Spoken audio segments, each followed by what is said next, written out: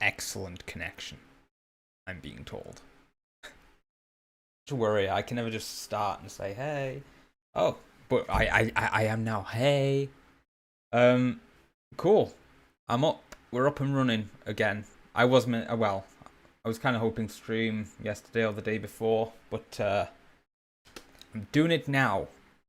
Because I actually had fun streaming on YouTube the other day. Just immediately. I'm sorry if you're hearing a humming. It's the fan. You can probably see it on. That's not going off. I do apologize, but it's not going off. I've closed the window. That's as good as I can do to block out all the police sirens and traffic noises and stuff. There's a heat wave in England this weekend. Ridiculous for England's usual heat, and I'm not one for the summer anyway. But yeah, I would not physically be able to do this if there was not some way to try and stay cool. Probably could have picked better clothing than a fucking hoodie, but whatever. Sweet. I'm not 100% sure about what I'm gonna do today, but I usually chat shit anyway, and then just I get taken away with myself essentially. I was debating whether to go back and stream on Twitch because I didn't know whether that YouTube stream was just going to be like a one-off. But then I opened up Twitch and the first like 5 streams it was recommending to me on the front page were 5 women in bikinis bending over. So then I was like, oh yeah, that's why I don't like this platform. And then I checked my YouTube comments, and the YouTube comments were lovely. I got some new ones, and I was just like, okay, I'm streaming on YouTube. Maybe not permanently, but I'm feeling YouTube today. I may flip and flop between them, but I know most of my audience is here, and it's easier for everyone here. I've said in the past that I'm not trying not to make them too game focused, my streams, and so maybe it would be worth it just doing like game streams on Twitch and random other kinds of streams on YouTube. I don't know. I'd need input on that. Also, I'd probably no one's here to actually help and tell me, but I'd really love to know if my mic sounds okay because I put a gate limiter on it to try and quell the fan. But I don't know if that distorts my voice or not. Hopefully everything sounds good. I can actually check that right now. I'm being a moron. So this is just the bullshit. Hopefully everything sounds good. Sounds fine. I don't know how technology works. Technology. Oh god, what show was that from? Brass Eye. I was watching some The Day Today, which is like a precursor to Brass Eye. If you don't know anything about The Day Today or Brass Eye, but you like British comedy, and you're not too antsy about offensive material, I would give them a watch. A very good satire. And if you've watched the IT Crowd, like most people have, it's the guy who plays Renham who wrote them. Also, I only just found out that he also wrote Four Lions, which is nuts. Because, or did he direct it? He did one of them. Because I'm sure I met the director of Four Lions, and it was not him. That was also a very good film. Cool. So, the last time I streamed on YouTube, I kind of cut it short because it was running really long. And I looked at my old videos from my previous channel, which I ended up deleting. That was when I was a kid. And I say a kid, I was like 17, but I'm a late bloomer. That was back when I was making just game walkthroughs, really low quality shit game walkthroughs, and I had a bit of a laugh at them The audio sucked. I realized that now because I accidentally balanced the audio for how I would have it when I'm making a game video on this channel, and not when I'm trying to listen to a voice in the background. So I apologize that me reacting to shit doesn't come across very well. But yeah, I looked at my old channel, and I was gonna move on to watching the old videos on this channel. But we ran out of time, and I was like, should I do that for this stream? And I watched back some of them. I mean, the ones I first uploaded when I made this channel. I watched back some of them, and I found them unfucking watchable. To be quite honest with you, there's two. I mean, the whole plan was I was gonna rip it apart. I was gonna criticize myself and say, here's what I do differently now. Here's what I sort of have learnt from YouTube's I did YouTube videos I did in the past on this channel, and it was gonna be like critical but not too harsh. But I was watching some of it, and some of the shit that I was doing is just like, it's hard to sit through, at least for me, because I'm watching myself. I know people still watch some of my older reviews and they like them, and I still get nice comments on those older reviews, but and there's even a couple I still kind of like in terms of the effort I put into them. I was trying very hard to be comedic because I've always kind of wanted to do comedy, and I wanted to sort of use this YouTube channel as a bouncing off point to see, okay, well, people say I'm funny, but they're usually my friends or my family. Like, am I actually funny? And then you can just get YouTube commenters to tell you whether you're a piece of shit. But most people seem to like him. Most people seem, you know, to like the commentary. But it's also just from a different time in myself. And yeah, I don't know how else to put it. They were hard. Some of them were hard to sit through. Some of them were very hard to sit through. It depends on the kind of video that I was doing.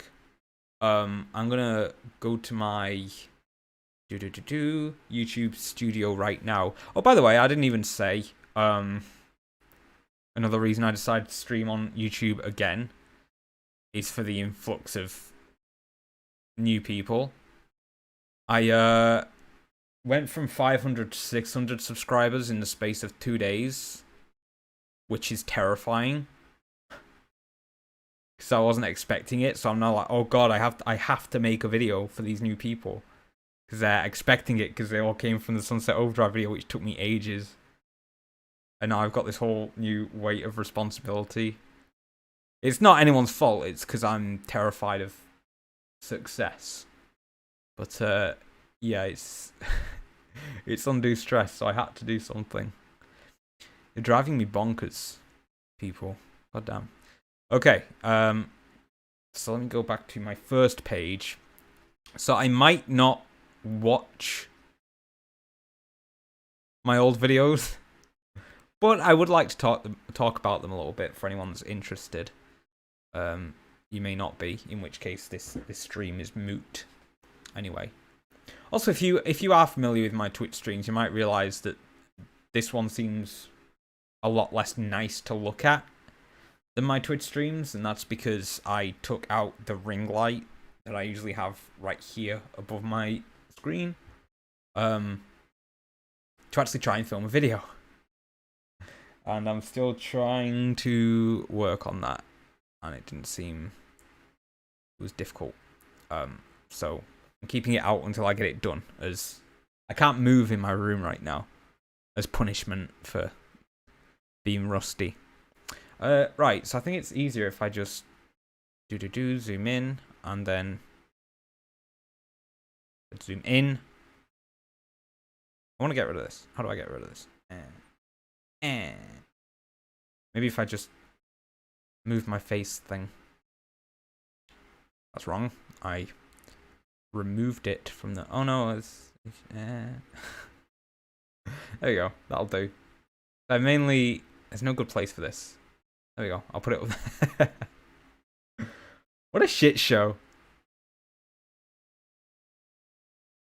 So I'll start down here. Cool. So the first video, ooh, that might be a little too big. There we go. That gets all the information. The first video, I sort of backlog videos. I did this whole, you know, they always say, there's always people that like, they launch stuff on Kickstarter, or they launch campaigns on Kickstarter, sorry, or they make really low quality stuff because their excuse is, I don't have decent equipment. I don't have everything all at once yet. So what I did was, once I got my job, I still have, same job, I saved up for about 6 months of petty money, did a little research into what is cheap but still works well, like hits a certain quality threshold, is the best way I can put it. So a camera that's not, you know, these YouTubers with like 600 to £1,000 cameras. I didn't really need anything like that, but that could still do 1080p. It just takes a little bit more research, a little bit more time. So I was doing that, saving up for the PC that could at least run editing software, even though now I would recommend DaVinci Resolve, which is free and very easy for editing, especially coloring, makes your videos pop a little more. But yeah, I mean, there's stuff I would have liked to have known that I didn't know, but at the same time, I feel like a lot of people go in blind when you really, really don't need to. And I think I did a decent job at pinpointing a good starter camera for a decent quality, if that makes any sense. Same with microphone. This is actually the same microphone. And the camera's actually gotten worse over time, but the microphone's gotten better. I would like a new microphone, but this one's really proven its staying power, because I've been using all the same equipment for 4 years, and I've really not had a reason to change too much. So I got all that together, and I backlogged videos. You can see I, date-wise, I uploaded 3 on the same day. I don't know why I uploaded 2 gaming videos on the same day. That was a bit pointless. But I had sort of film reviews and then game play videos kind of thing. And yeah, they kind of did well, kind of didn't. You can see the like to dislike bar is far more extreme than anything I'd upload nowadays. I'm quite surprised this got more, well, 50-50, but it doesn't look like 50-50 on there. But more dislikes than stuff I do today. I would say I put in the same amount of effort as I do today into these older videos. I'd say actually put in more, because a lot of them include like animation and shit, and they have outros and intros. I actually got way lazier. But I got lazier in terms of like technical design, but I think actually thinking about the videos and presenting them in a much more agreeable way that encourages dialogue, if that makes any sense, or gets a point across, has definitely upgraded. So I think if push ever came to shove, I'd be uploading static vlogs with videos that are well thought out, at least, if that makes any sense. Like, I'd be speaking nicely, even when all this fucking editing charade falls away. Not really charade, but yeah. Now, funnily enough, these gaming videos dropped off pretty much after a month. In terms of these highly edited ones, that's kind of when I started doing indie games, which I kind of miss doing. I like just doing a little short indie game thing, and I was trying to do these every 1 or 2 days to kind of beat the algorithm. Because back then I gave a shit about the algorithm. but I didn't. Oh, that's getting quite a few more views than last time I saw it.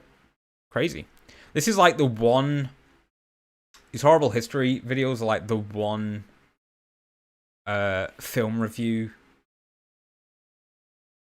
/S that I actually still like, because this one everyone really likes, the first one I uploaded, and it's actually a positive review where I'm not going, this film's shit, this film sucks, you know, like a lot of people do with film reviewing. It's actually, I'm saying why I love the film. It's actually quite akin to something I do nowadays from, like, you know, Sunset Overdrive or something. But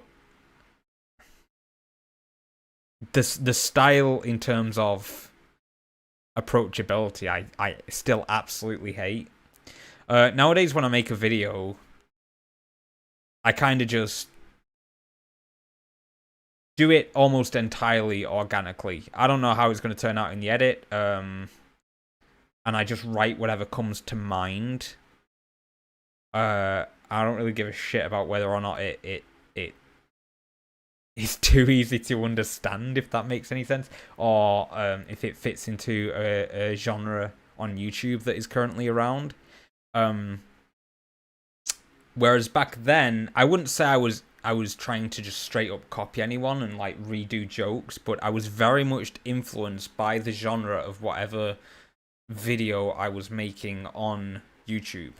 So at the time, I was watching YouTubers like I Hate Everything and Ralph the Movie Maker and Angry Video Game Nerd, and I wasn't so much purposefully trying to copy them, but I think I just liked their style at the time and was like, my brain would automatically come up with similar stuff. I find it very hard to explain myself here, but I don't know, it's a lot of crude humor. And because I found crude humor from other people funny, I thought, well, if I want to be classified in the same genre, that's kind of what I have to go for. So, I mean, this video opens up with a joke about me drinking cum, which makes no sense whatsoever in the context. I mean, it kind of leads on to like the subject of milk, which leads on to the subject of the movie, but it's still like, where does that come from, you know? And it's kind of just there to be rude. I was also watching some commentary channels at the time, and I was like, oh, hey, I like commentary channels. I'd like to give that a stab myself. And I think the personality in all these videos is concurrent. Is that the word? Like, they're the same, they flow. But, like, the crude humor that's there is missing from there because the commentary channels I was watching didn't have that kind of crude humor. So I was very much concerned with the genre as it existed on YouTube at the time. When I was making videos. Funnily enough, I will grant a couple of exceptions to this. I think when I was making these videos and I was putting effort into them, I was like, oh, well, I want people to see these. I'll share them around. Look at that. Jesus Christ. That's probably my biggest dislike to like ratio. And I can explain why, but I'll get onto that in a second. When I was making these, I was sharing them around. I was like, I want people to see these. So I was putting them on forums and stuff. I got more than a handful of comments going, this is a JonTron knockoff. Nowadays, I've caught up with JonTron. I really like JonTron. But I find what's interesting is at the time, I didn't even know who JonTron was when I was making these videos. I think it's just a case of JonTron's humor 4 years ago. His videos were his skits in between would be very upbeat and cartoony. And my skits in between the review would be quite upbeat and cartoony. I think it really just comes from a place of, you know, because I had like cartoon characters in mine. He had cartoon characters in his as well. And I think it just came from a place of similar influence separately. I saw Chris Reagan do a video about this once where he was talking about how there's so many people on YouTube that are similar, and it's not necessarily that everyone's copying off each other. It's that they're all kind of influenced from the same places. You know, there's so many YouTubers that are clearly doing the thing that they semi-learnt from Mystery Science Theater. But you wouldn't necessarily say that, or I don't think, you can't make the absolute statement that those YouTubers know about each other and are copying off each other. So it was interesting that I got a lot of, it's JonTron knockoff, because I wasn't watching JonTron at the time. I learned about JonTron in university, and yeah, I really like his channel. I like how a lot of YouTubers have sort of gone weird with their content, because I know there was all these YouTubers that were reliant on copyright content, and when the hammer came down on copyright content, they basically had to go, oh shit, I make a living off this. I've never had to worry about this because I don't make a cent off them, so usually when I get a copyright claim, they're like, well, it's fine because you're not making money off it, so we can put ads on it and we'll make money off it. And I'm fine with that, to be honest, because I was never planning on making money off it anyway, the video. And most companies just go, copyright claim, but it's still public, it's fine. You can see that here, it says copyright claim. It doesn't say, like, what's the alternate? Because there's an alternate where it's like copyright violation or something.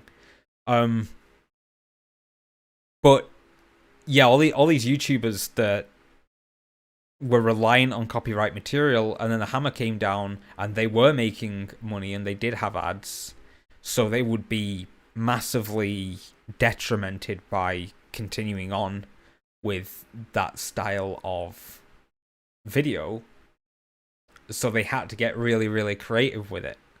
I think that's why people like iDubbbz and JonTron have gone so weird with their content, and a lot of the secondary content they look at is either fair use or so obscure that nobody would give a shit. Like reviewing ads, you can't really get copyright struck for reviewing an ad, I think, you know what I mean? But I like it. I think it's bred, I want to say, innovation. I could take a page out of that book and try to do something completely outlandish, but like I said, I never really had to. And I think my main subject matter is, here's a thing that influenced me and I'm passionate about. I want to talk about that and analyze it. And that doesn't really work with just random pieces of shit. So yeah. I do like the direction that those channels have gone. I was also doing these short slideshow style animations, and it's a very similar story that no one ever said it in a negative way, because they kind of realized how difficult it was to, or how blanketed this style of video was, and the fact that you're still putting effort in drawing stuff yourself. But I had a couple of comments like, hey, this really reminds me of like The Odd One Is Out, if you've ever seen that, or there was a couple of other really popular channels doing this sort of black and white stickman slideshow video animation, quotation marks. I'm gonna stop playing with my little capsule there. But it was never too negative, because I think that the tone of the videos is different from these. These are a bit zealous, and this is more just a little joke thing. But it's the same kind of thing. I didn't know the people that they were talking about and kind of comparing me to at the time.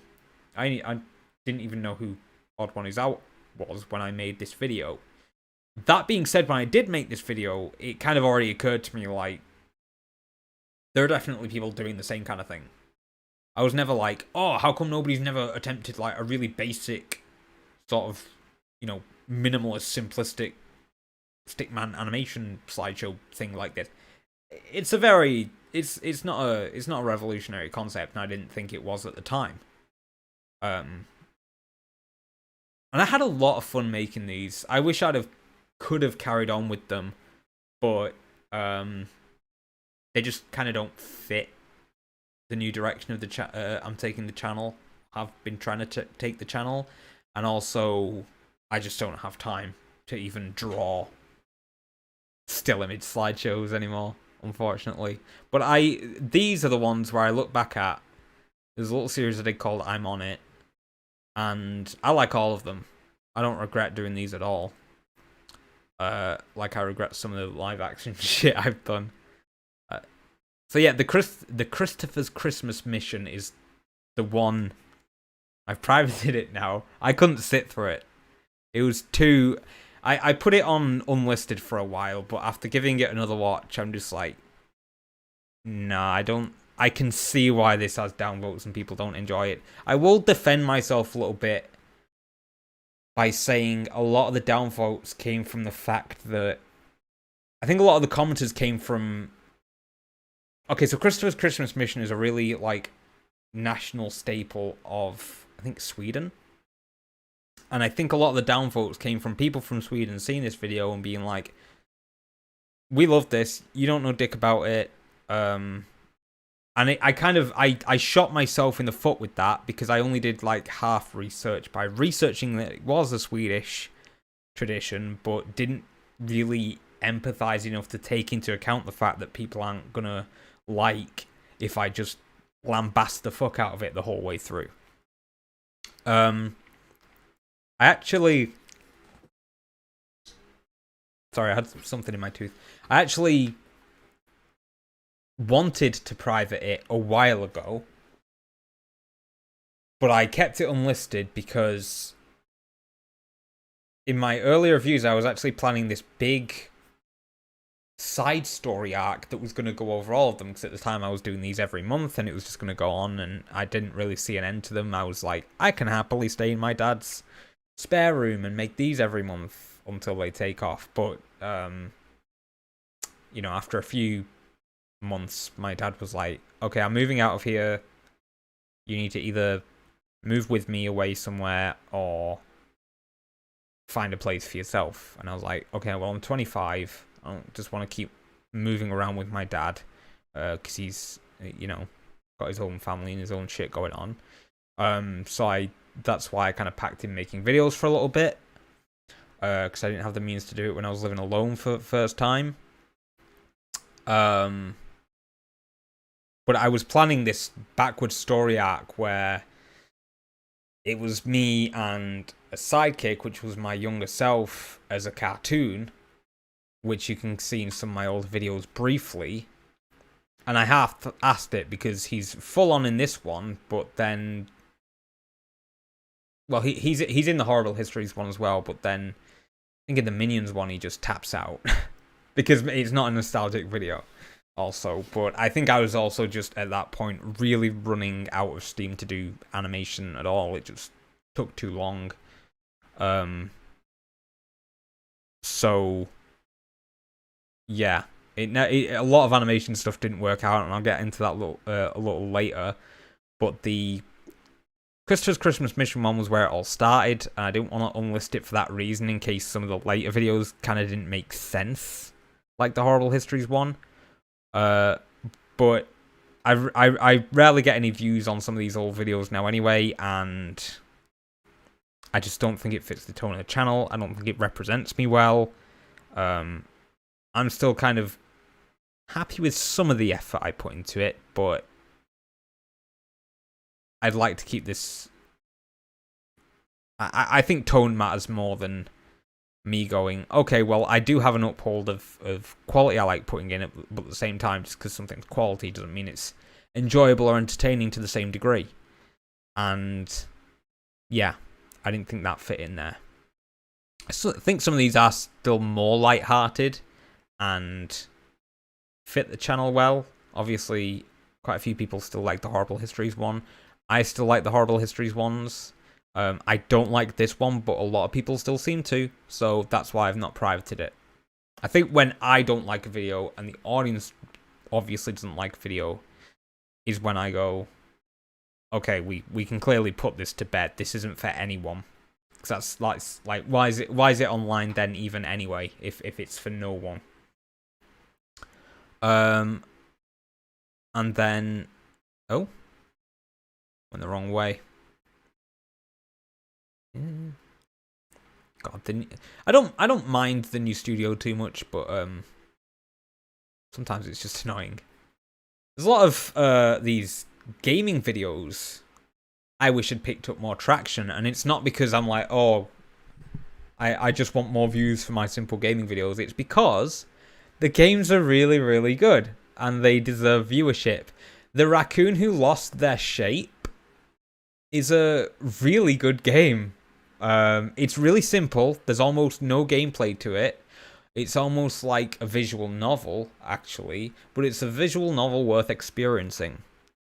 And whether you play it yourself or watch this video of it, I kind of wish more people had seen it. The Pedestrian actually came out since I made this demo video, and I never played it. But that was really cool. I think that video was super fucking stuttery as well, because I was still on a laptop. I think the Battle Simulator one is as well, actually. I think usually my criteria for picking some of these games was will it fucking run.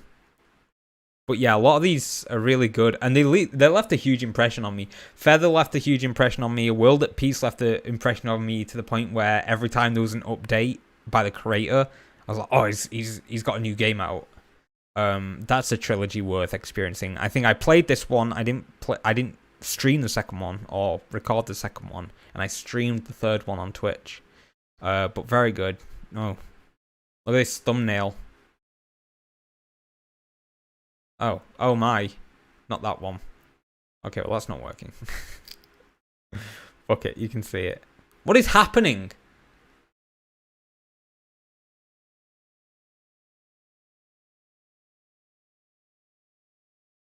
There we go. Christ, man. So that was mainly what I had committed my channel to. I was doing animation reviews, commentary videos, and gameplay videos. Some more commentary here. And they were really out of place, I think. Bendy and the Ink Machine, back before it got big and it turned into like a thing for kids. Film review. I don't actually know why I privated that, because I don't mind that video. I'll put that public. And yeah, more. I'm on it. Man, it took me a while to do. Unless I was just fucking uploading like mad here. It took me a while to do part 2 of this. Jesus. April 17, 18, 19, 20, 21. So this was 4 years ago. And I was having a discussion, because I was saying, oh, I'm going to stream today, because I didn't stream yesterday, to my roommate. And I was saying, I kind of want to carry on with watching my YouTube stuff, but I found a lot of it unwatchable. And he made a good point that when I looked back at like my old gaming videos from my old channel, it was like 10 years ago. So you can excuse yourself because you were completely different 10 years ago. But these were very recent, so it's kind of like you shouldn't. I was like, you should have known better by this point to be better. But it's actually longer than I thought ago. 4 years, damn. And also, I would say I've done most changing out of any time in my life for the past 3 years. And also, I'm very self-critical, so I just tend to hate everything I watch of mine like a month after I've done it anyway. I felt that way about the Sunset Overdrive video. And then I get critical in a point of like deep review, and then I come to a conclusion of whether I didn't like it or not. So I eventually grew to like the Sunset Overdrive video. I eventually grew to like the fishing games video, and that kind of thing. The other thing I was planning for this channel while I was living with my dad is I was planning to do a online web animation, the animated series, or at the very least a test concept / pilot for one. And I was going to animate this all by myself, which was a task I didn't realize was at the time was stupid, and I was way not up for it. But I still really like the base concept. But this suffered, so it was called Quest Heads. And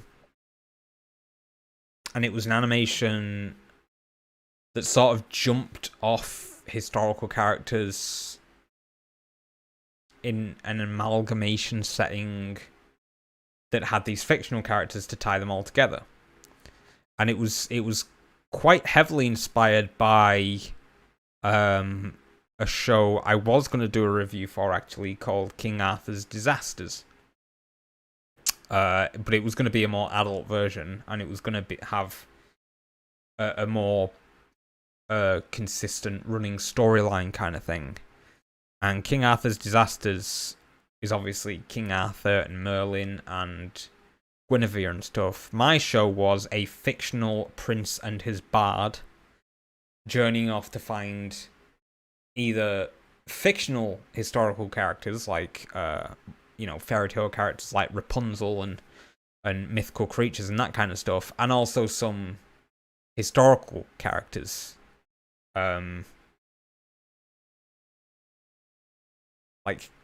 kings and stuff. But we can I can watch this one. I can bear it. So this was, and then I'll talk about it a little bit more.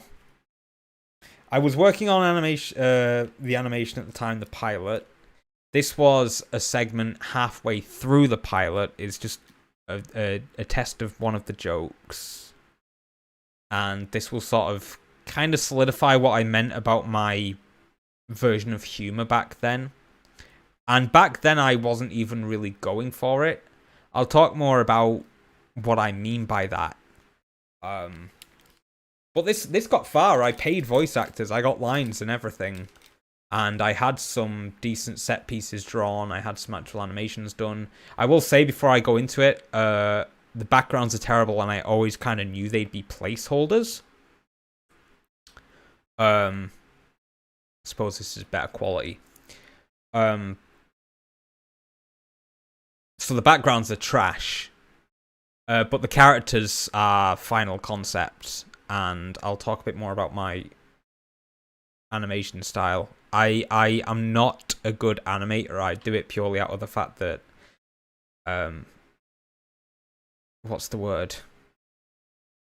I want to say endurance, if that's the word, but I did animate because I really, really loved it, and it's sort of what I decided to do quite early on, and I just had a lot of patience for it. I didn't have raw natural talent for it, but I had a lot of patience for it because I enjoyed it. But it was shortly after this that I kind of fell out of that. So we'll go ahead and watch it, and I'll talk a little bit more about it. I'll just full screen it. So, as I say, this is a segment from halfway through the script.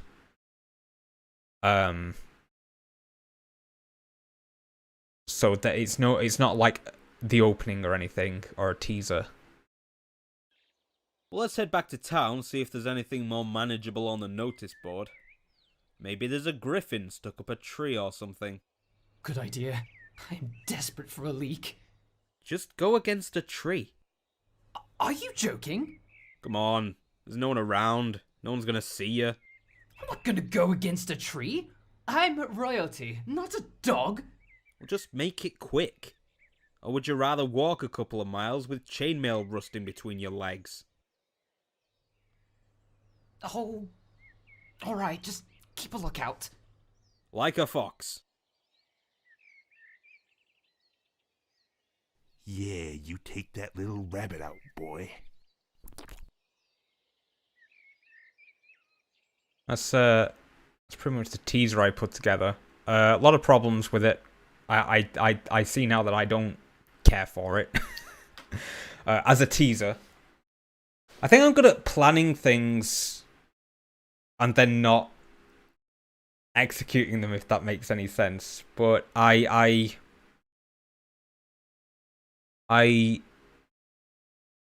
made a lot of planning material for it. I paid voice actors and got lines. The voice for the fox was a placeholder that I was doing because it's obviously my voice with a shit effect over it. But I was gonna do the voice of the bard.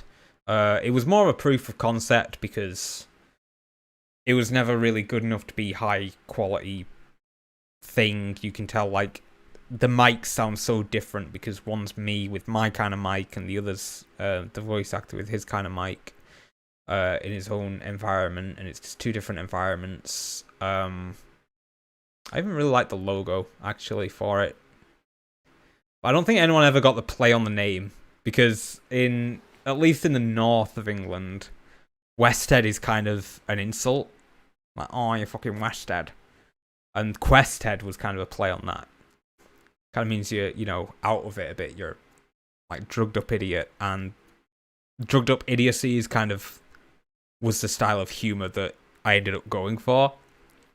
On the subject of the humor, you can really see there the underlining of the issue I was talking about with my reviews, where it kind of just defaulted to crude humor. Now, I was fine with that with the reviews because reviews on YouTube were just like that. But Questheads, I was like, I'm going to sit down with this and it's going to be a really good, fluent story. It's going to have cleverly written arcs. Even just in the first script, the character's going to have a lot of personality. And I sat down and I can't remember at what point it was I looked back on the script.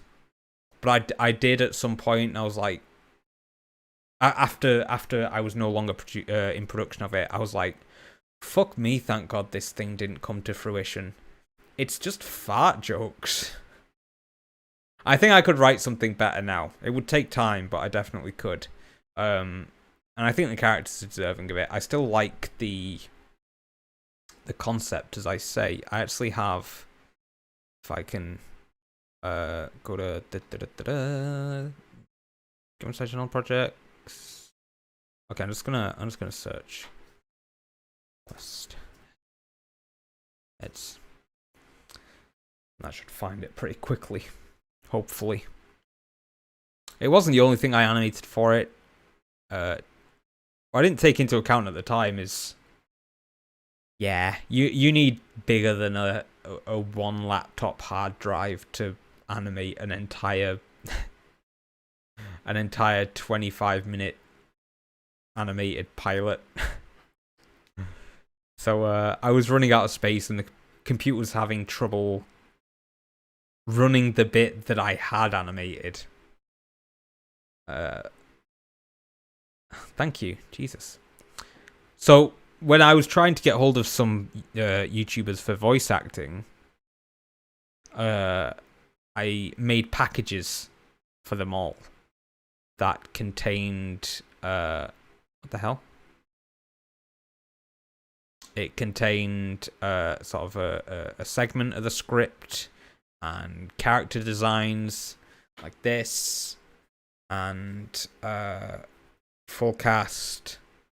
I don't know why there's two copies of the script in here. Character profile.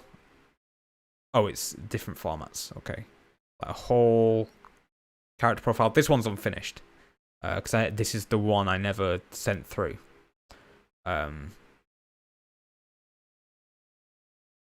But yeah, and I also made like a test animation for each character that tried to convey their personality a bit to the voice actor. And again, these backgrounds were placeholders. Obviously, the animation's super stiff.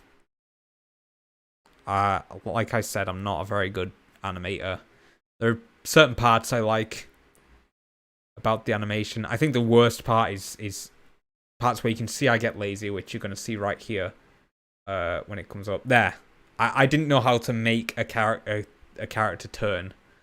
So I squashed it a bit and then just flipped it. But I really like this character. This is, as opposed to like a wizard. My guy was a scientist in an age of magic, so he was thought of as this crazy old wizard who lives in a hut in the forest, but it's because he was shunned because he was super into science. It's this old like Viking guy. And I did one for the main character right here. And this is an old animation style that not animation style, design style, sorry, I have super issues with now. I don't like this. It's a very Family Guy kind of gag right here. The animation for it anyway. Main cast. Like, proportion wise, I don't like the style because you don't get a lot of variance. I was actually trying really, really hard with these characters to make them look unique. So some of their face shapes are different. Some of their, like, legs are thinner. And they do look different, but at the same time, the overall style, I think the main issue is the eyes, which, to be fair, something like Rick and Morty has the same problem. Everyone has the same eyes. But this was me trying really hard to make them look different. I have less this problem now. Because I prioritize having sort of a different perspective. That's the word. Proportion. I prioritize having different proportions. And I actually, if I can find it, I don't think I put it with everything else. But I actually went back and drew some of my old characters from old projects again, once I was making my style more cartoonish and exaggerated, and less about, okay, will this be easy to animate, does this help animation, and more, I'm only going to draw these ones so I can go as wild with their proportions and their position as I want, because I'm never going to animate them. And that's really the massive difference between me when I'm drawing something and me when I'm am I still in quest heads? And me when I'm trying to animate something.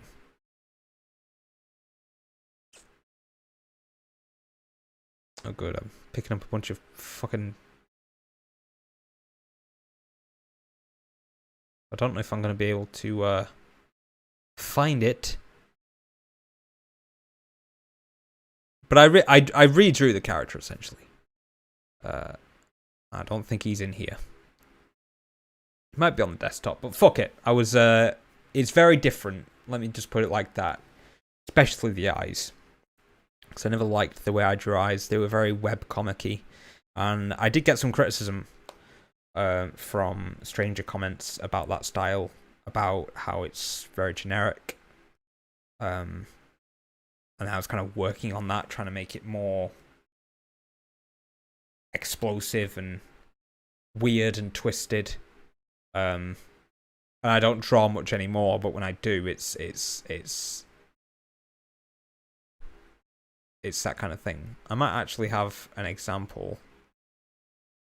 Let me just go find it real quick.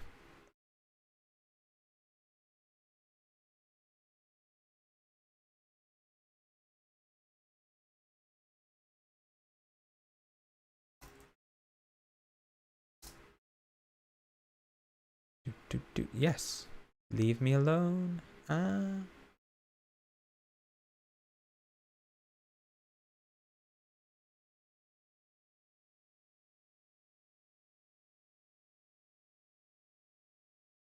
So this was still not like massively exaggerated, but I think everyone's form comes across quite uniquely.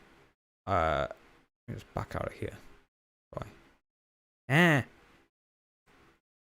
Oh, you can't see it. There we go. This was a drawing I did in my book of the Always Sunny gang. And there's a lot more exaggeration, a lot more just details in face other than nose, eyes, mouth. You can see like Dennis has mouth definition, especially Frank. I love the detail on Frank. I think this was one of the last things I properly drew. I was moving to trying to get good at drawing by hand again. And it's kind of similar, but also kind of not. Everyone's build is drastically different, I think, to a unique degree. I don't know how I managed to draw D just as a big mouth character. I wasn't going for that, but it's literally the exact same style. Like down to the teeth and the irises. And I've never watched Big Mouth. It looks like shit. But she looks like it's the exact same thing. And she's the one that doesn't look like herself. Frank is so Frank. My favorite is probably Charlie, his fucking high face. But you can see way more like constructional detail, if that's a word. And faces warp and stuff to fit mouths. But you do see that kind of warping I'm talking about, like D's fingers wobbling to try and imitate the wacky waving man. I put a few details in here for each character. Obviously Frank's got his gun and Mac's got a Fight Milk shirt. I really like this drawing. Still. I should now, I've superimposed it, I should recreate it and colour it in. But I only ever drew it on in a little scrapbook. But yeah, that's the animation I was working on. It was a task that was way out of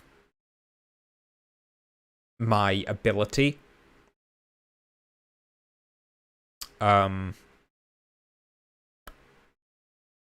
it was kind of doomed from the start on that fact. I did always want, I kind of knew it. I was like, I won't be able to animate all this myself, but I was planning on getting guest animators and stuff to help. I even did a little explanation video on it. And to be fair, I was releasing all this way too early. Like teaser and an explanation video, but my thought for this was, I'm pretty sure I might not be able to make all this, but so what I want to do is make a video that's like, here's the lore, here's the characters, and then hopefully someone might see it and be like, that's really good, I'll help you with that. And then actually it might pick up traction and become a community project. But obviously it never did. So I privated those, not because I'm not proud of them, but because they're irrelevant now, because it's a dead project.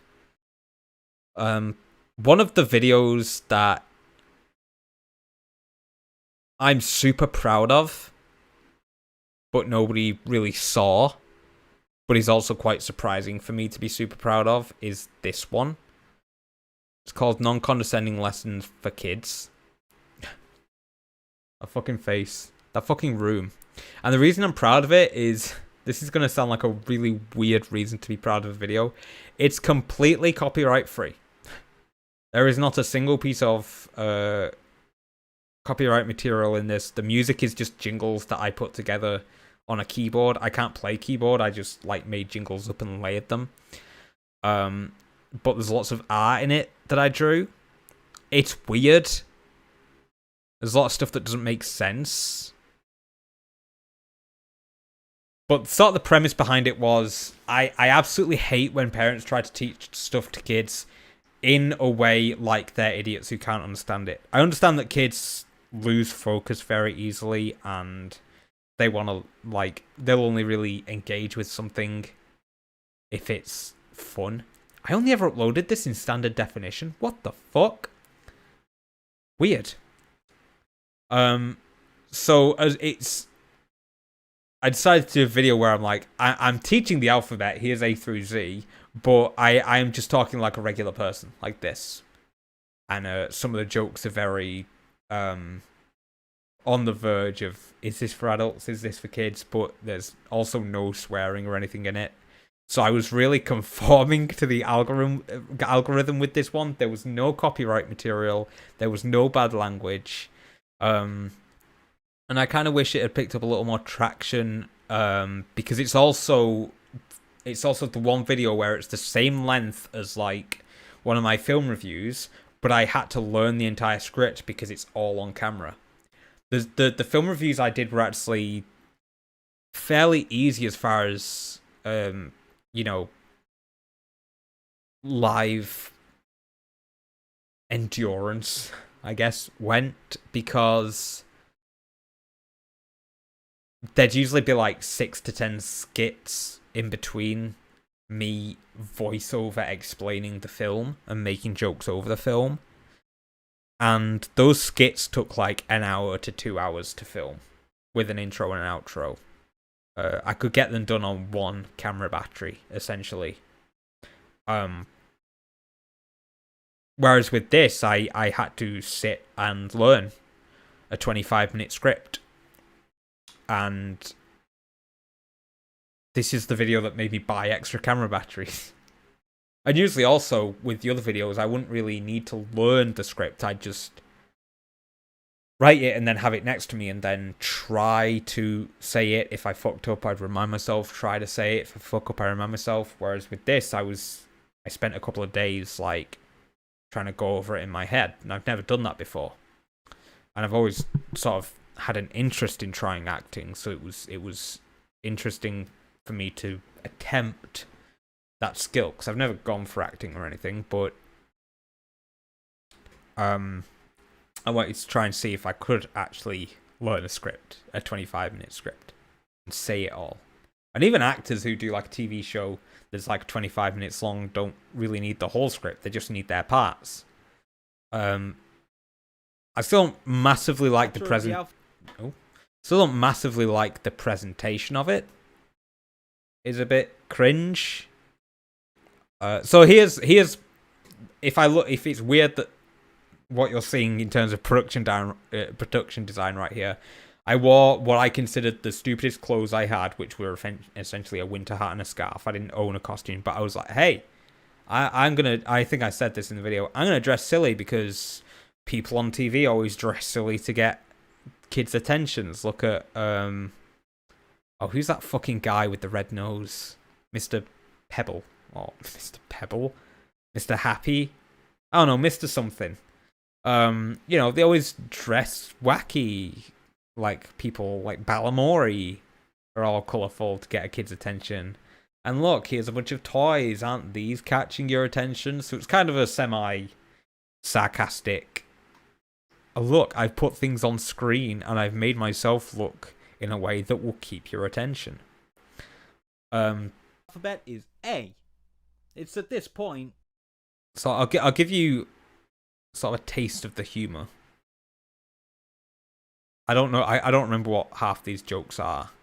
All you West. We'll watch a couple of minutes because I can't really remember it. I just remember why I like it, but most of that is to do with the production. But I do remember that this is a video I'm proud of making. I just can't remember if it's one that's worth watching, if that makes any sense. If like people would like seeing it. But it's got more likes and no dislikes, so apparently so. Kids in the audience though, let's strap in and take this convenient shortcut together. With fun! The first letter of the alphabet is A. It's at this point, we'll just get it out of the way, that every letter in the alphabet has an uppercase letter and a lowercase letter. To understand the usage of these at your age is literal fool's play.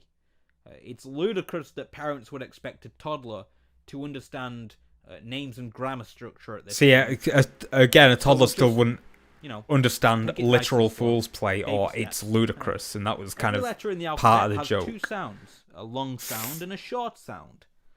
The long sound for A is just that, it's A, as in apricot, acorn, or alien.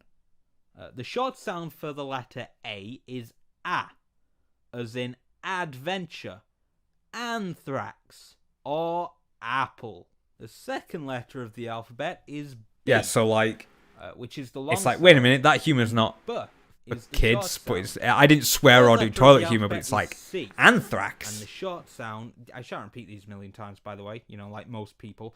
For one thing, the video has a scroll bar.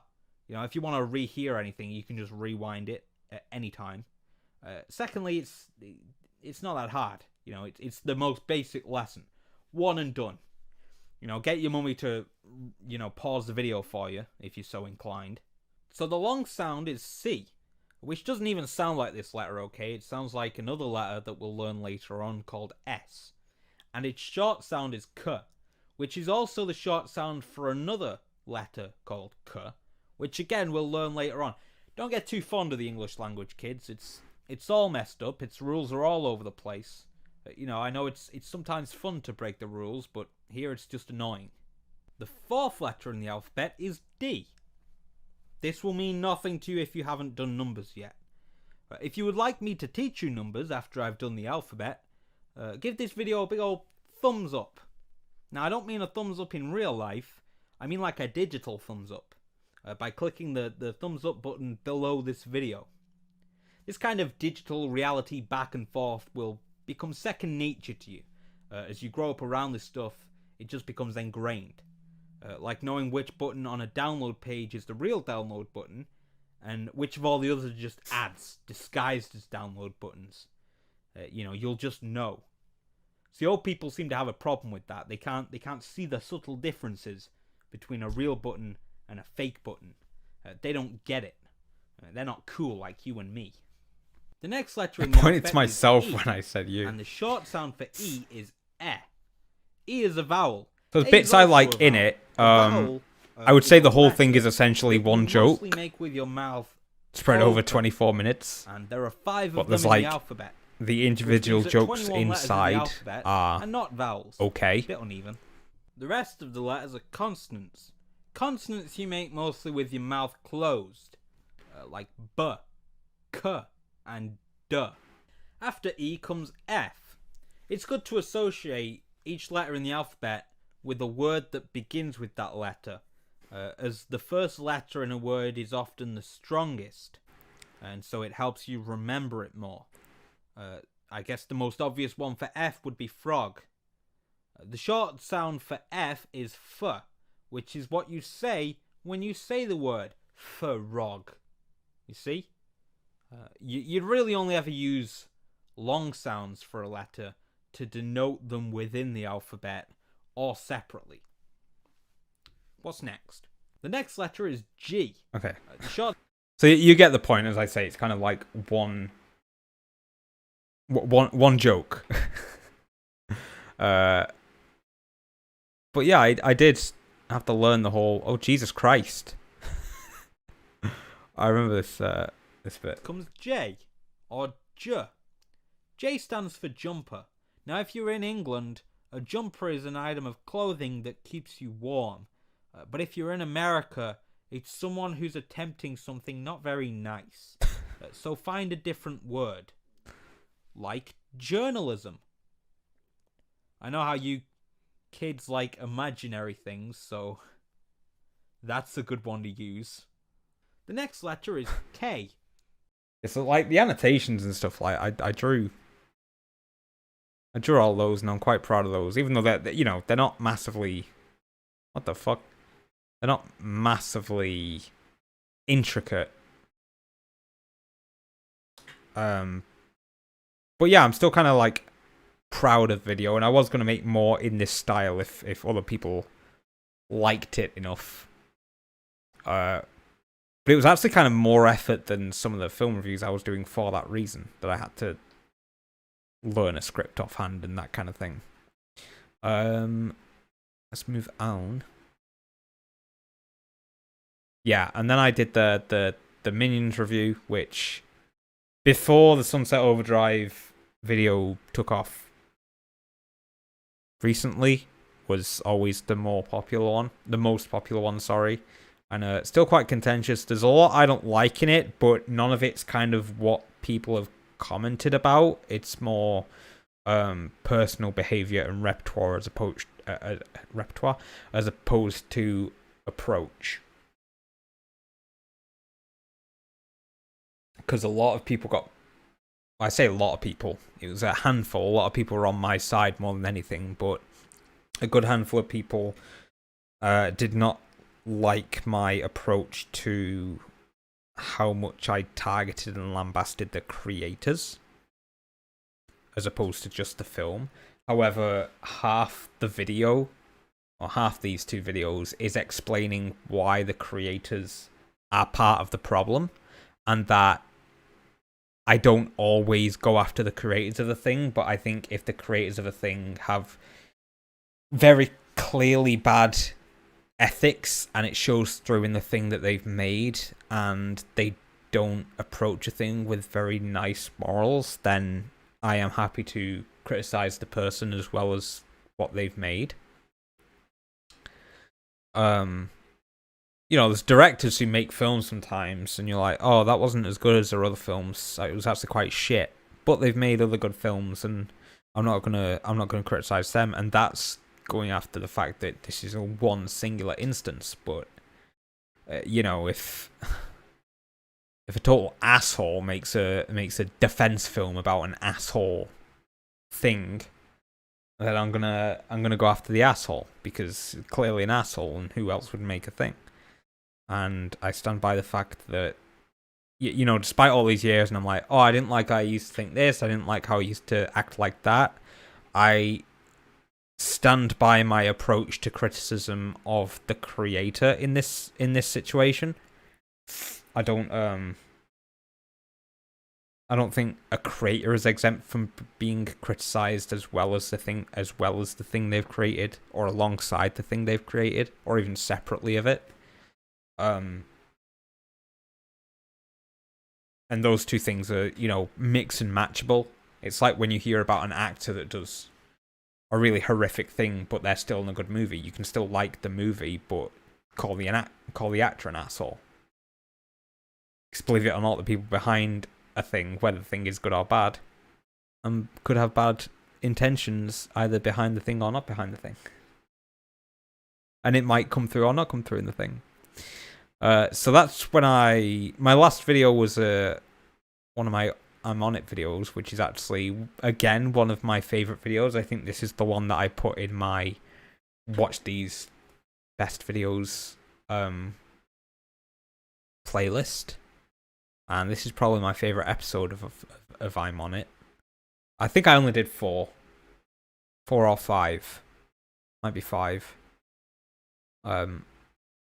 I unlisted my return video. I actually really like the opening skit in this video, though, because you can kind of, it's very clearly a transition between, hey, I've been learning some shit at university about cinematography. Even though it's still super rough and ready and out of focus, it does different shots and shit. It's unlisted, so you wouldn't see it otherwise, but I'll just show you the intro.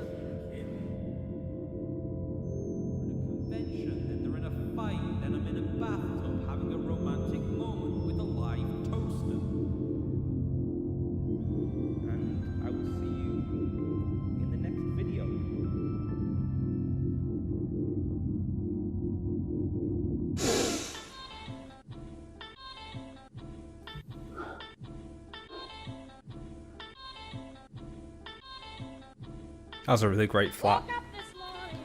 Oh my That's the one I made the Sunset Overdrive video in.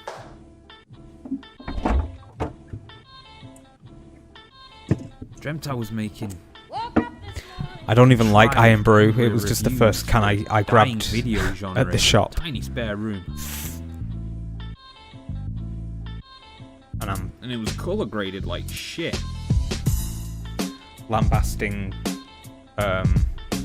the genre of film reviews there.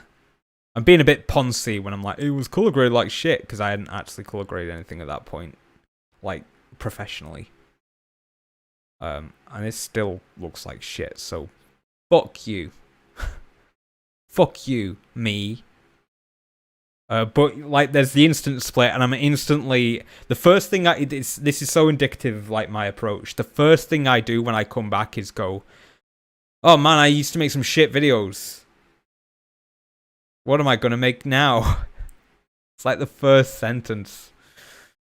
It's like, oh, I was making really shit reviews, even though they're decent. So I enlisted that because it's really just an update for the most part, but I think there's a very clear cut. Although you see it in the Minions intro, the intro for this one, I'm still so happy with that I use it in my general media portfolio because I shot it all by myself, and the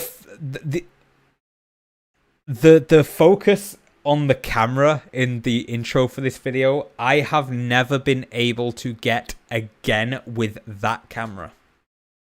I do not know what the fuck is up with that camera. So I'll show you the intro for this one. This one's shorter actually, and it includes some animation, which gets my channel thing across.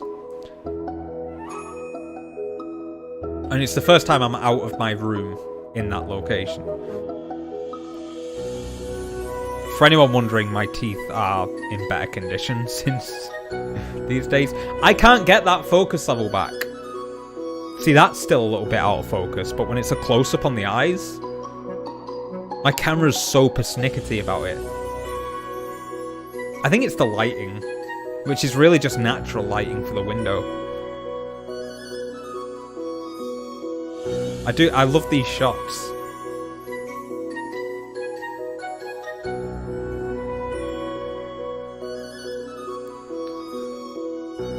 I was worried a bit because the music's stolen from an episode of Limmy's show, but it was like the perfect tune that I wanted and I couldn't find a replacer.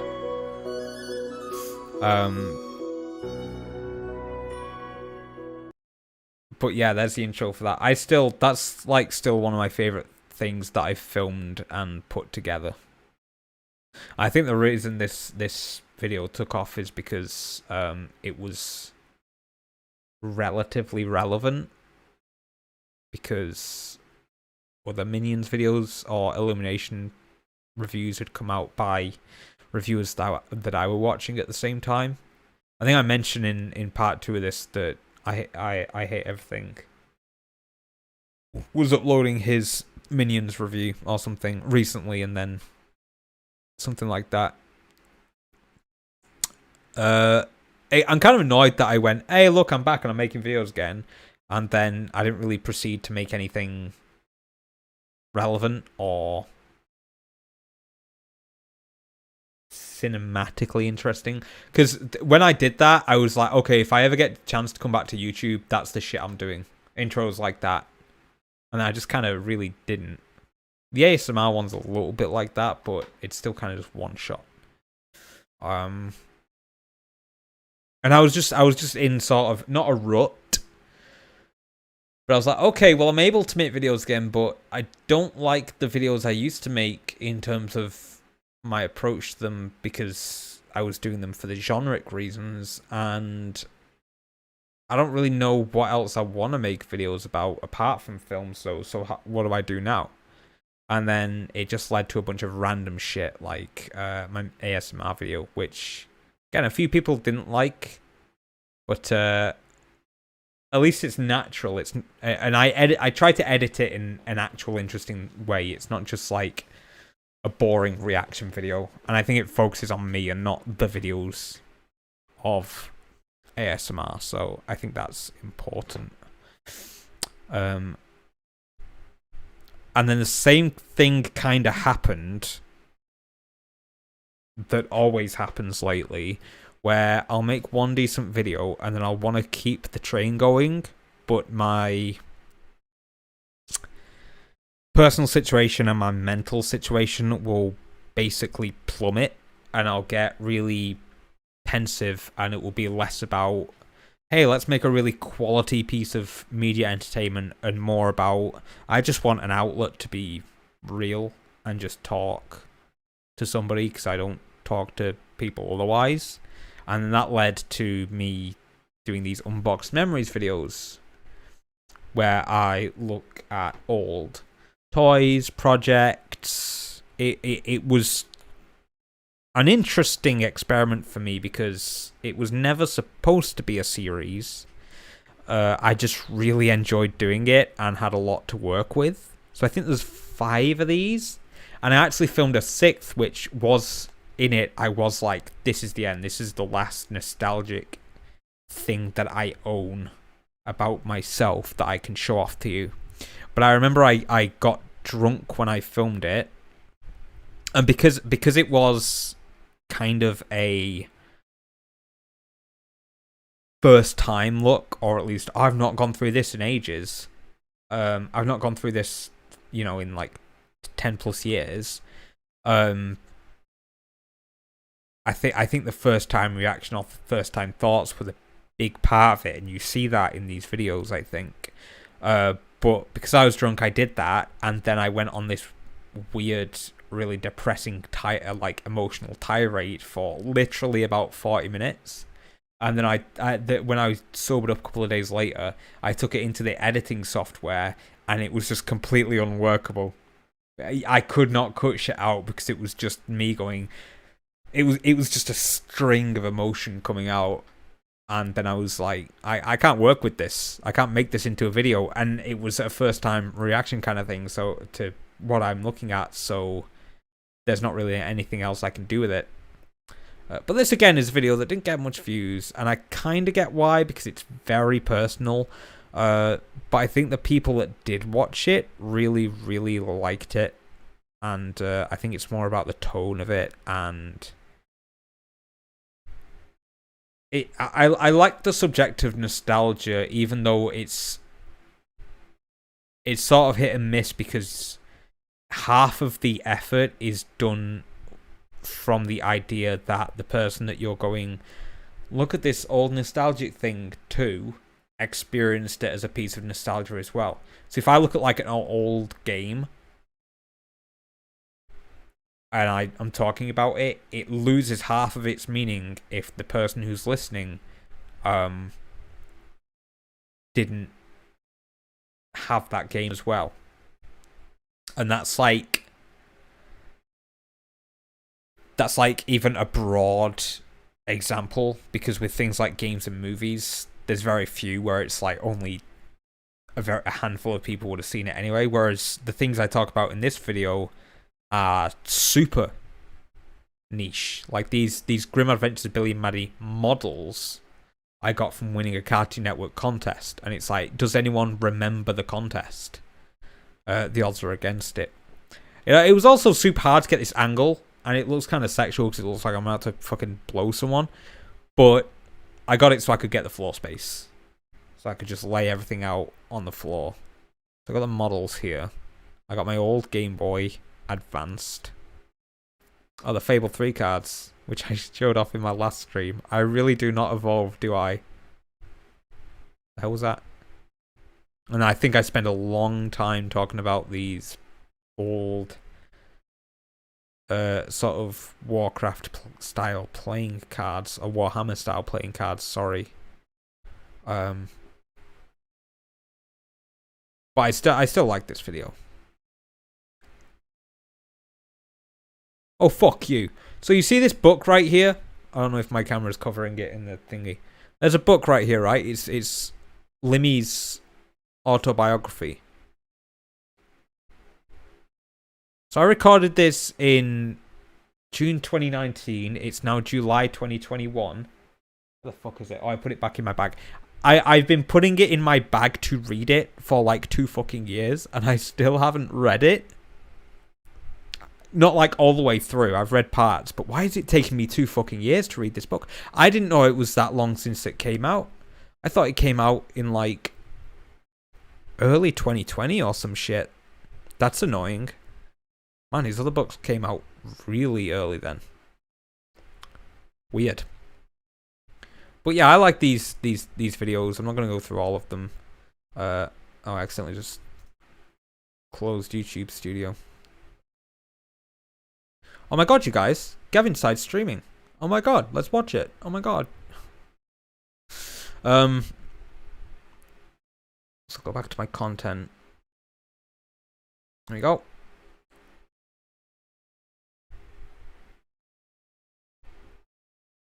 Yeah.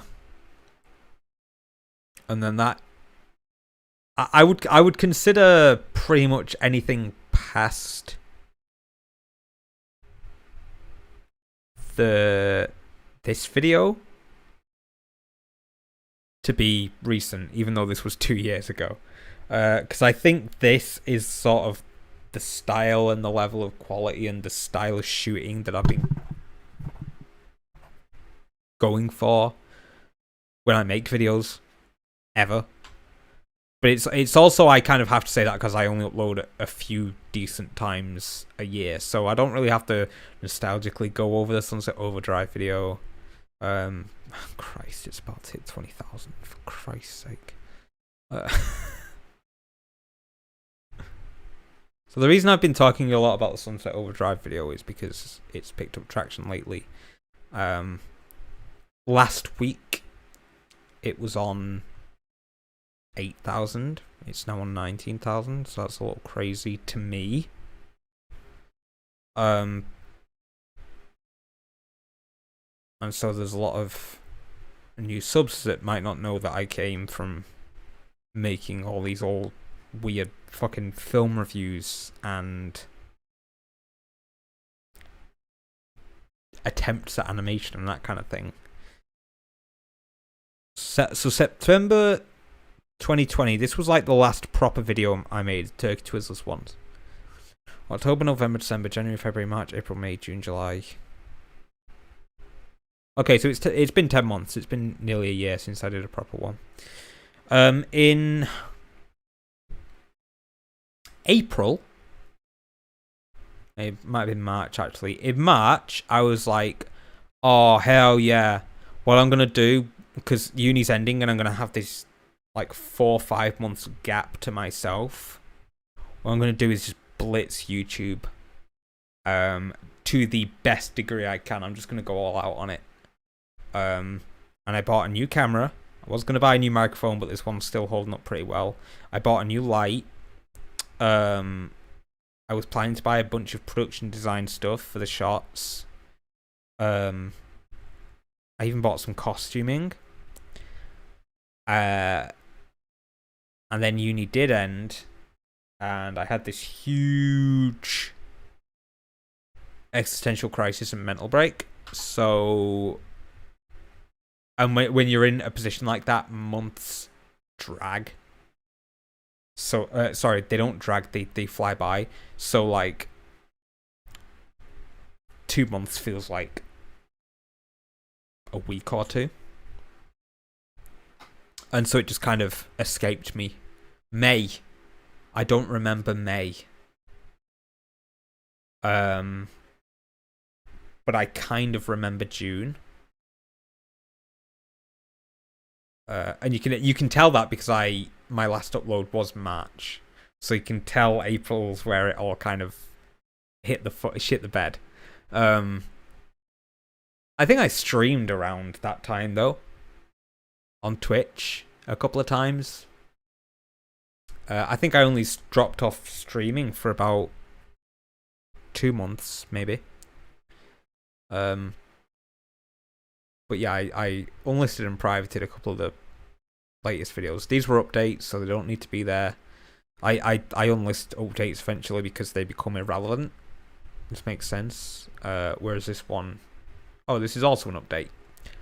Yeah, so the last 3 proper videos have been updates, and this is just stream highlights. So, oopsie. This was a pretty decent time. This was what I thought was going to be near the end of Lockdown 1, which very quickly turned into Lockdown 2. So I got a fully edited gaming video. I don't know why more people didn't like this. More edited gaming video, and then a proper video, this sort of attachment video to this.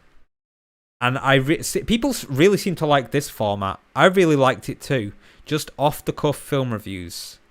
And I should really do more of these for the little time I have left in this location. There's one I was planning to do. but it's really important, and it's not the kind of off-the-cuff thing, and it requires analysis. It's probably going to be far more heavily edited, and that's the one I pulled this light out for. So, it's not the same kind of thing. But there's other spare movies I could make little reviews like this of. Usually when I do review a film, it's just easier for me to do it on Letterboxd. But I certainly don't know why I was compelled to do one for Knives Out. I think it's just because I was so surprised by how much I liked it. Knives Out is a really good film, and I've only seen it the once, actually, which is a shame. But it's only because it's not currently on any service. I watch films on services. Better than Parasite I have on DVD. Oh man, that took off quite well. I didn't even realise it had that many views. That's quite nice. I'm quite proud of that. Oh, these have the exact same amount of views. Oh, weird. Strange. I like how that lines up. But yeah. That's pretty much. What was the other thing I was gonna? There's another video somewhere here. I was gonna talk about. I don't know where it's gone.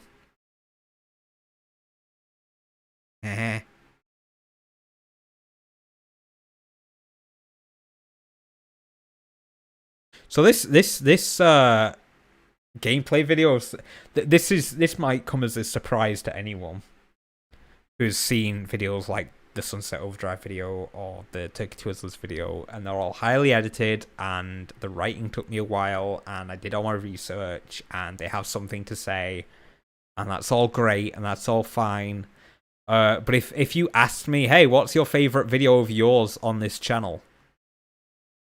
I'd say the Search for Reptar video, and that's not even a joke. It's chill. And it's one of those videos where it's like, it's 31 minutes, but it feels like 10 minutes. Because it's just, the entertainment factor kind of flows. And I see why people didn't watch it, because it's completely out of anything I've done on this channel, apart from the Slime Rancher video. But it's sort of, I really like the format of heavily edited gaming videos, like channels such as like Indie Mouse and Zero Lenny are channels I enjoy and I watch. But I feel I try and...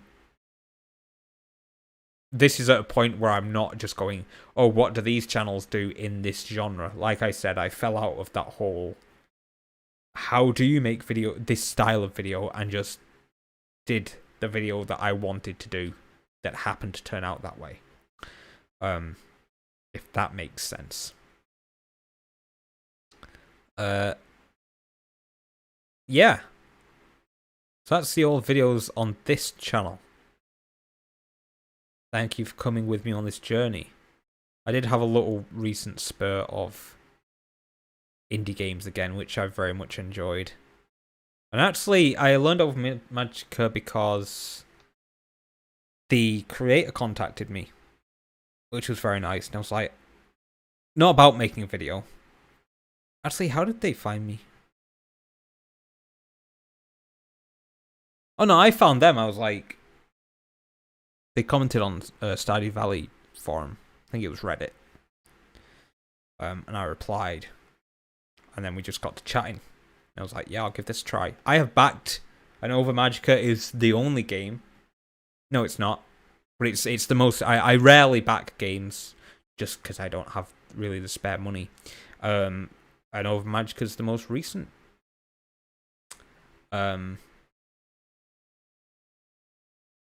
I think I'm a Discord community member actually, and I never checked on that.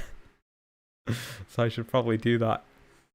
But yeah, that's kind of all my videos. I said this on my last stream, and I'll say it again. It's very hard for me to know what to recommend to people coming from the Sunset Overdrive video, because every video I do is just kind of what I feel like doing at the time.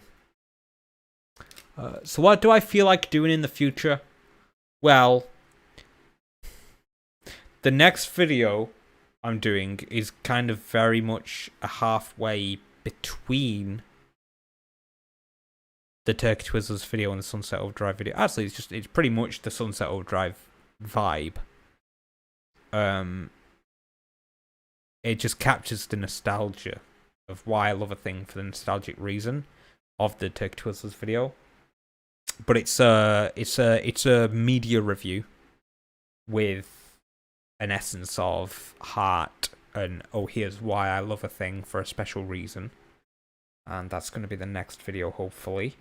I'm through with making promises about when videos are going to be done or what my schedule is on working on them.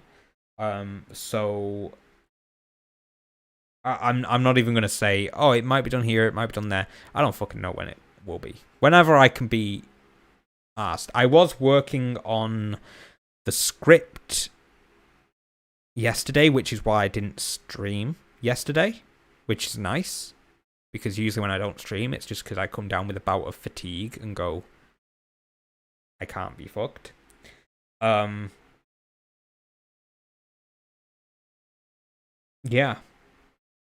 And it's almost done. As you've probably gathered from the Sunset Overdrive video and some of my other videos, I like to put my videos into chapters because it just makes it easier to condense consume, I think, because you can resume where you were if you don't have time to watch the whole thing at any given time. And I'm always trying to make my videos like 10 minutes, 15 minutes and really easy to digest, but I very often fail at that because I have so much to say. So it's easier for me to go, okay, so I can't make a 15-minute video, but what I'll do is make each segment in itself 5 minutes, and then you can come back to the segment you left off at. Which makes it easier for people. And I think it's a good compromise between me not being able to make short videos, but people still managing to watch the long ones in a certain way. Anyway, the point is, the video I'm working on at the minute has like 7 or 8 of those chapters, and I've got 2 more to write, but I do still really want to cut it down from where it's at the minute, because it babbles a lot. And like I said, I'm challenging myself to be as compact as I can be in what I'm trying to say. I did get an idea to make a sort of video in between then, but it's sort of tricky because it's not like anything I've done before, and it's not my...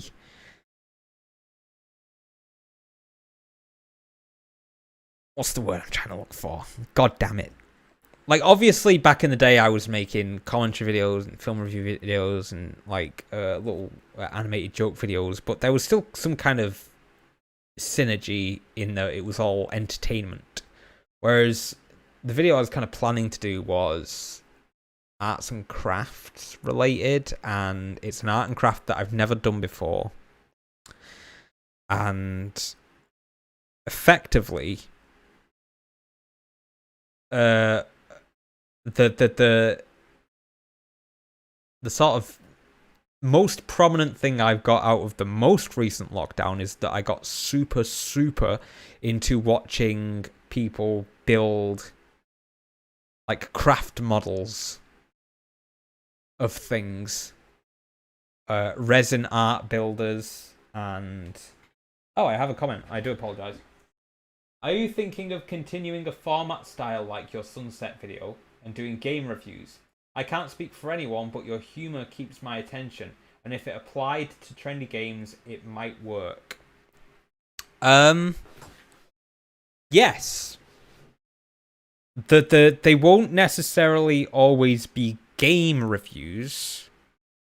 I think you definitely find that same style of humour and that same structure of chapters in my Turkey Twizzlers review videos, which I know sounds weird if you're coming from the Sunset Overdrive video. That's like, wait, why did you review Turkey Twizzlers? So it's the same kind of humor, Obviously, it's not got this big ending where I'm like, hey, here's a... It's got opinions in there, but it's not, here's why I love a thing, or here's why there's this classic thing. But that's the one that's most like my Sunset Overdrive video in terms of humor. Probably in terms of structure, I have the Spirit of the North video, which is also a deep dive game analysis. But it's not humorous at all because that was near the end of the first lockdown. Sorry, that was halfway through the first lockdown when I was in a bad mental position, but I still wanted to make something. Your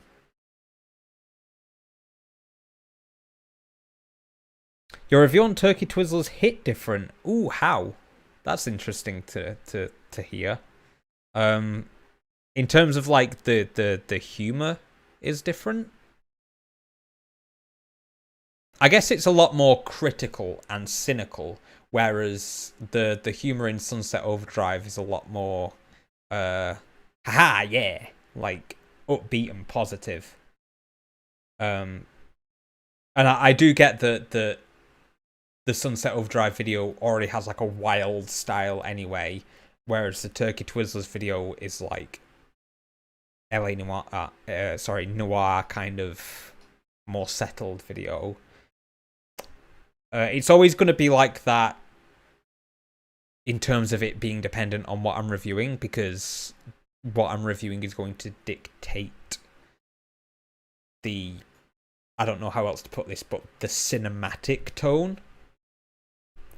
Because the Turkey Twizzlers video I framed as like an investigation video, I decided to do the black and white noir detective thing, because Sunset Overdrive is like a very explosive, colourful, over-the-top game. I decided to do the commentary very explosive and colourful and over-the-top. So it's really dictated on what I end up reviewing. However, what I can say is the subject matter of the next thing I'm reviewing is even more over the top than Sunset Overdrive. Utilizing characters is something I see often, but it isn't done well.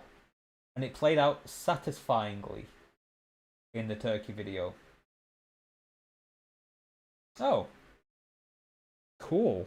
I think I know what you mean about utilizing characters. I would say that I always play the same character in a different role.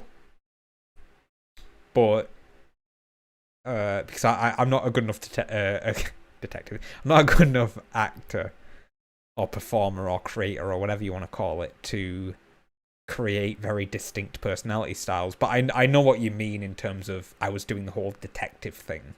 But that's good to hear. And I know what you mean about characterizations not always coming across well, or different characters being played by the same people. And I think back to videos from channels like Channel Awesome, where the people who are not professional actors, I know they ended up employing a couple of professional actors back when I was watching them, but a lot of the reviewers try and do the whole here's me, but here's another person I'm playing kind of thing, and it kind of really doesn't work for me because they're not very natural on camera, and they sort of OTT it in a way. So I kind of know what you mean by that. Kind of something I started to enjoy, and the reason that I lost interest in some of the game reviews or demos you showed, since you often didn't play with the fun characters you previously used. Honestly, it's not about the performance. The act itself didn't fall flat on its face. It complimented Turkey Twizzlers as an oddity in food. Ooh. I guess I do. Yeah, I mean, the things I do want to talk about, I guess, are oddities of culture. And I think that, I don't know if this is going to come across as self-realizing or more egotistical. I hope it's more just a sort of self-awareness of how I act. I realize that I do kind of act kind of odd in myself. and it complements that. In the indie game videos, it's usually a combination of things. Sometimes, a lot of the times with the older indie game videos especially, the reason there's so many of them is what I would do is I would come home and play one after work. Because it was, back then I was like focused entirely on making YouTube videos. And I was like, okay, seriously, what can I do to do a video now? Well, I don't have the awareness of brainstorming ideas to work on a script or going to deep detail about this large video I'm making. What can I still do? And the answer was just commentate a game live, because I just got home from work and I didn't have much energy, so I just talk over a game footage, but I was still quite tired. With the newer ones, and still with the older ones to a degree, with the gaming videos, the indie gaming videos, it's, for me, I want to put focus on the game instead of myself. I wouldn't say I tone myself down, but I get immersed to the point where I'm not trying to be me as much. That kind of makes sense. I'm too busy focusing on the game because it's about the game for me. With the little indie game videos, and the game's kind of what I want to show off and not myself. And that's reflected in some of the gaming videos, like the Search for Reptar one and the Slime Rancher one and the old Fallout one, where it's more about me because it's highly edited and it's picking and choosing the best jokes I can come up with while I've played this gaming session. So there are gaming videos where I'm very much more expressive because I'm trying to be funny.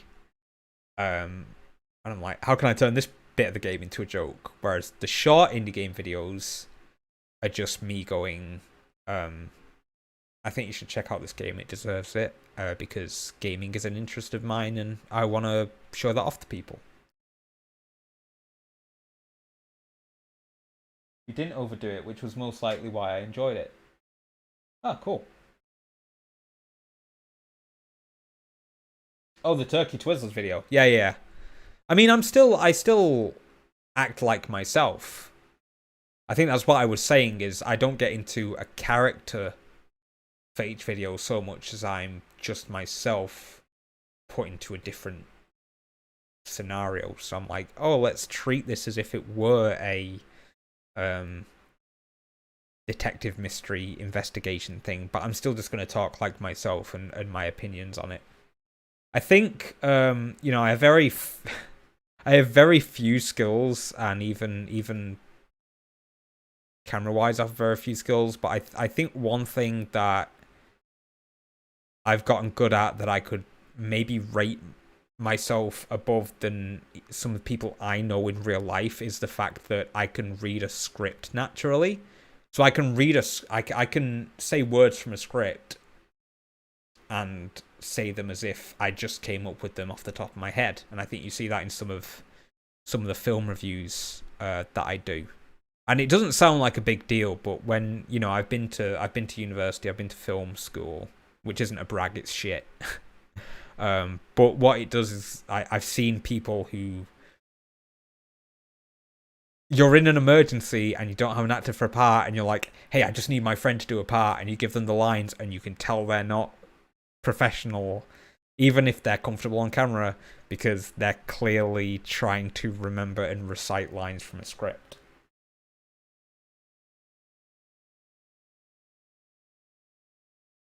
Oh, this is a good point.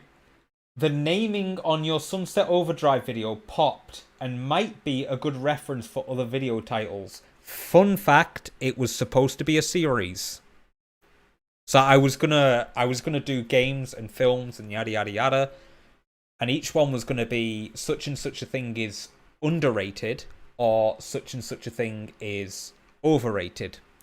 I made the if I go back to it, I made the Spirit of the North video, and I almost called it Spirit of the North is sadly overrated, or Spirit of the North is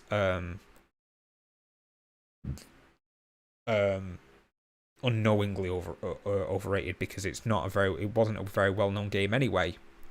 But it's such and such a game is describing word overrated / underrated, and it was gonna be a series, and it would be a series. Part of the reason I didn't do that for the Spirit of the North video is the tone and what I'm reviewing it about. Isn't me saying that it is overrated. It's me saying that I played this game and I didn't like it. Not a lot of people know this game anyway, but I didn't. I played it and it was disappointing, so I call it that. And the next thing I'm making, the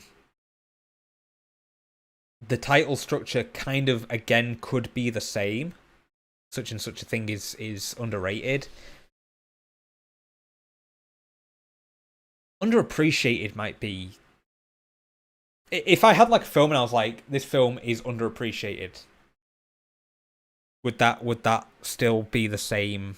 I feel like underrated's a really good one. Like it grabs, and so does overrated, because I think those words are thrown around so dramatically on the internet anyway.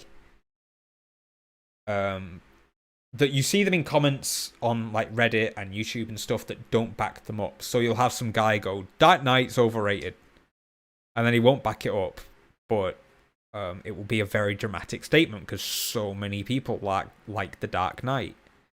And I think that helps, that people expect it to be, oh my god, that's a dramatic statement, boom.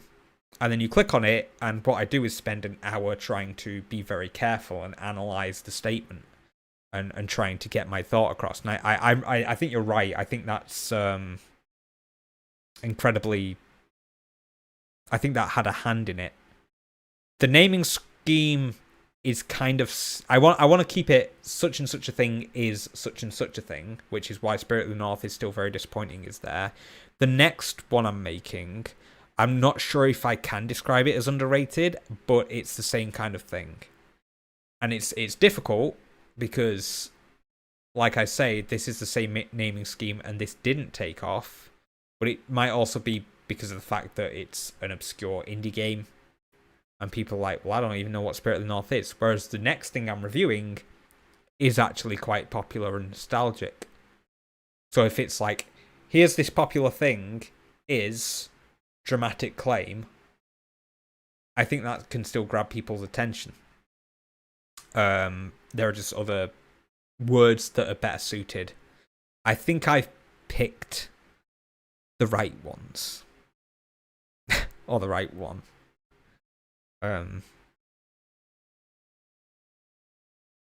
Yeah.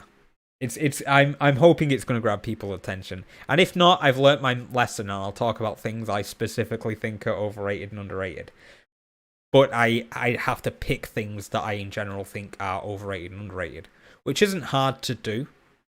I think there's a lot of things I have a contentious opinion on, and then what that gives me a chance to do is explain my position to a majority of people that don't think that way.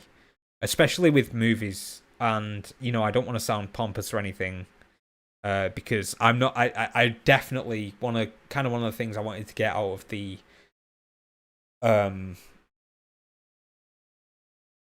film review game, like as a staple.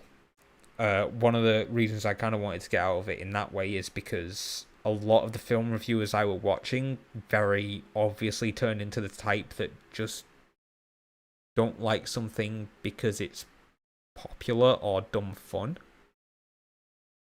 And, you know, very artsy type of film reviewers. And I wanted to distance myself from that a little bit. Whereas I have no... as long as a film's well made and it hits what it's trying to do, and the people making it obviously give a shit about it, I don't care if it doesn't have... you know, an incredibly intellectual narrative structure. I don't care if it's got a super insightful moral or whatever. You can have just dumb fun with a film. Films can be dumb. It's completely fine, and they can still be really, really enjoyable and compete with artsy shit. So I don't consider it pretentious when I say, or I hope it doesn't come across as pretentious when I say there's lots of films that are popular that I didn't see why people liked it, kind of thing.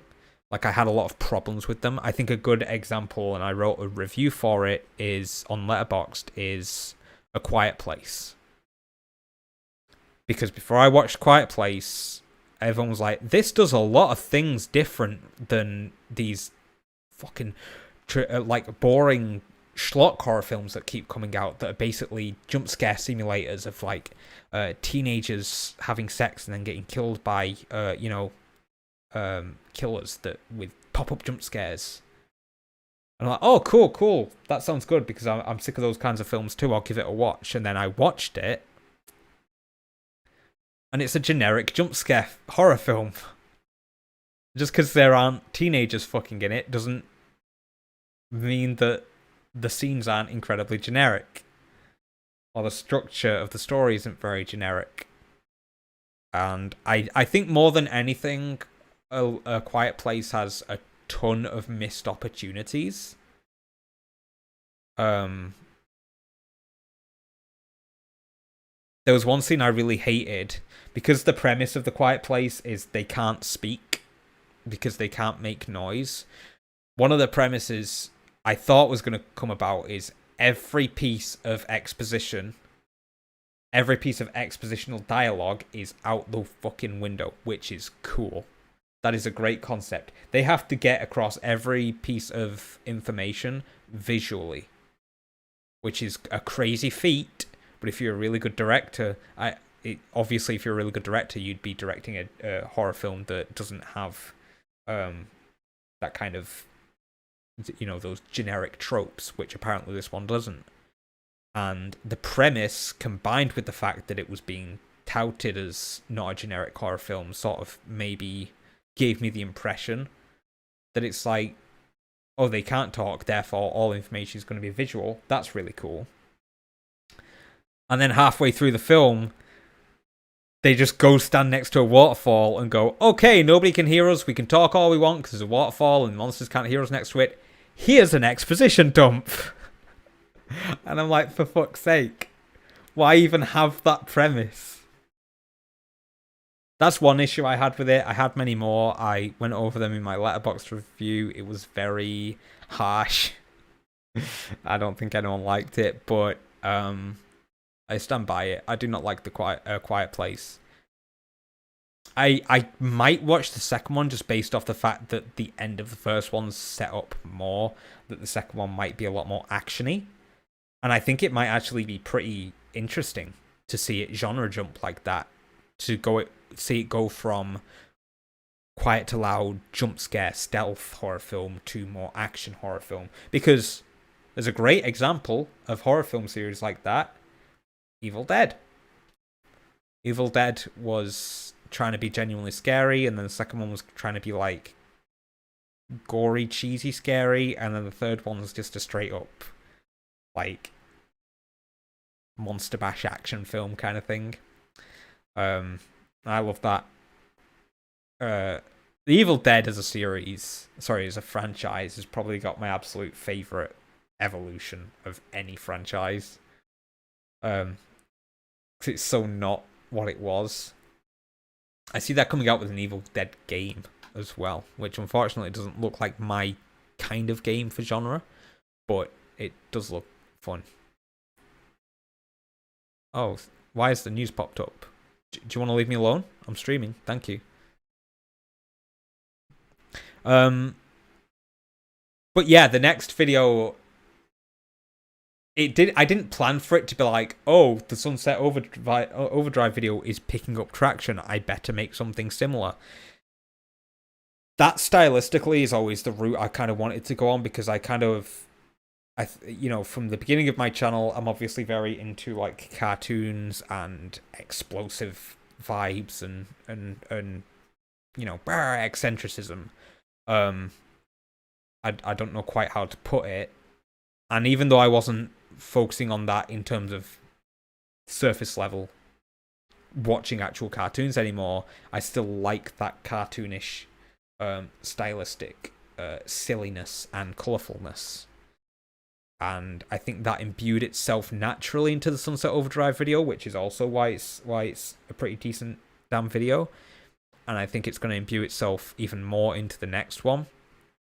I'm also combining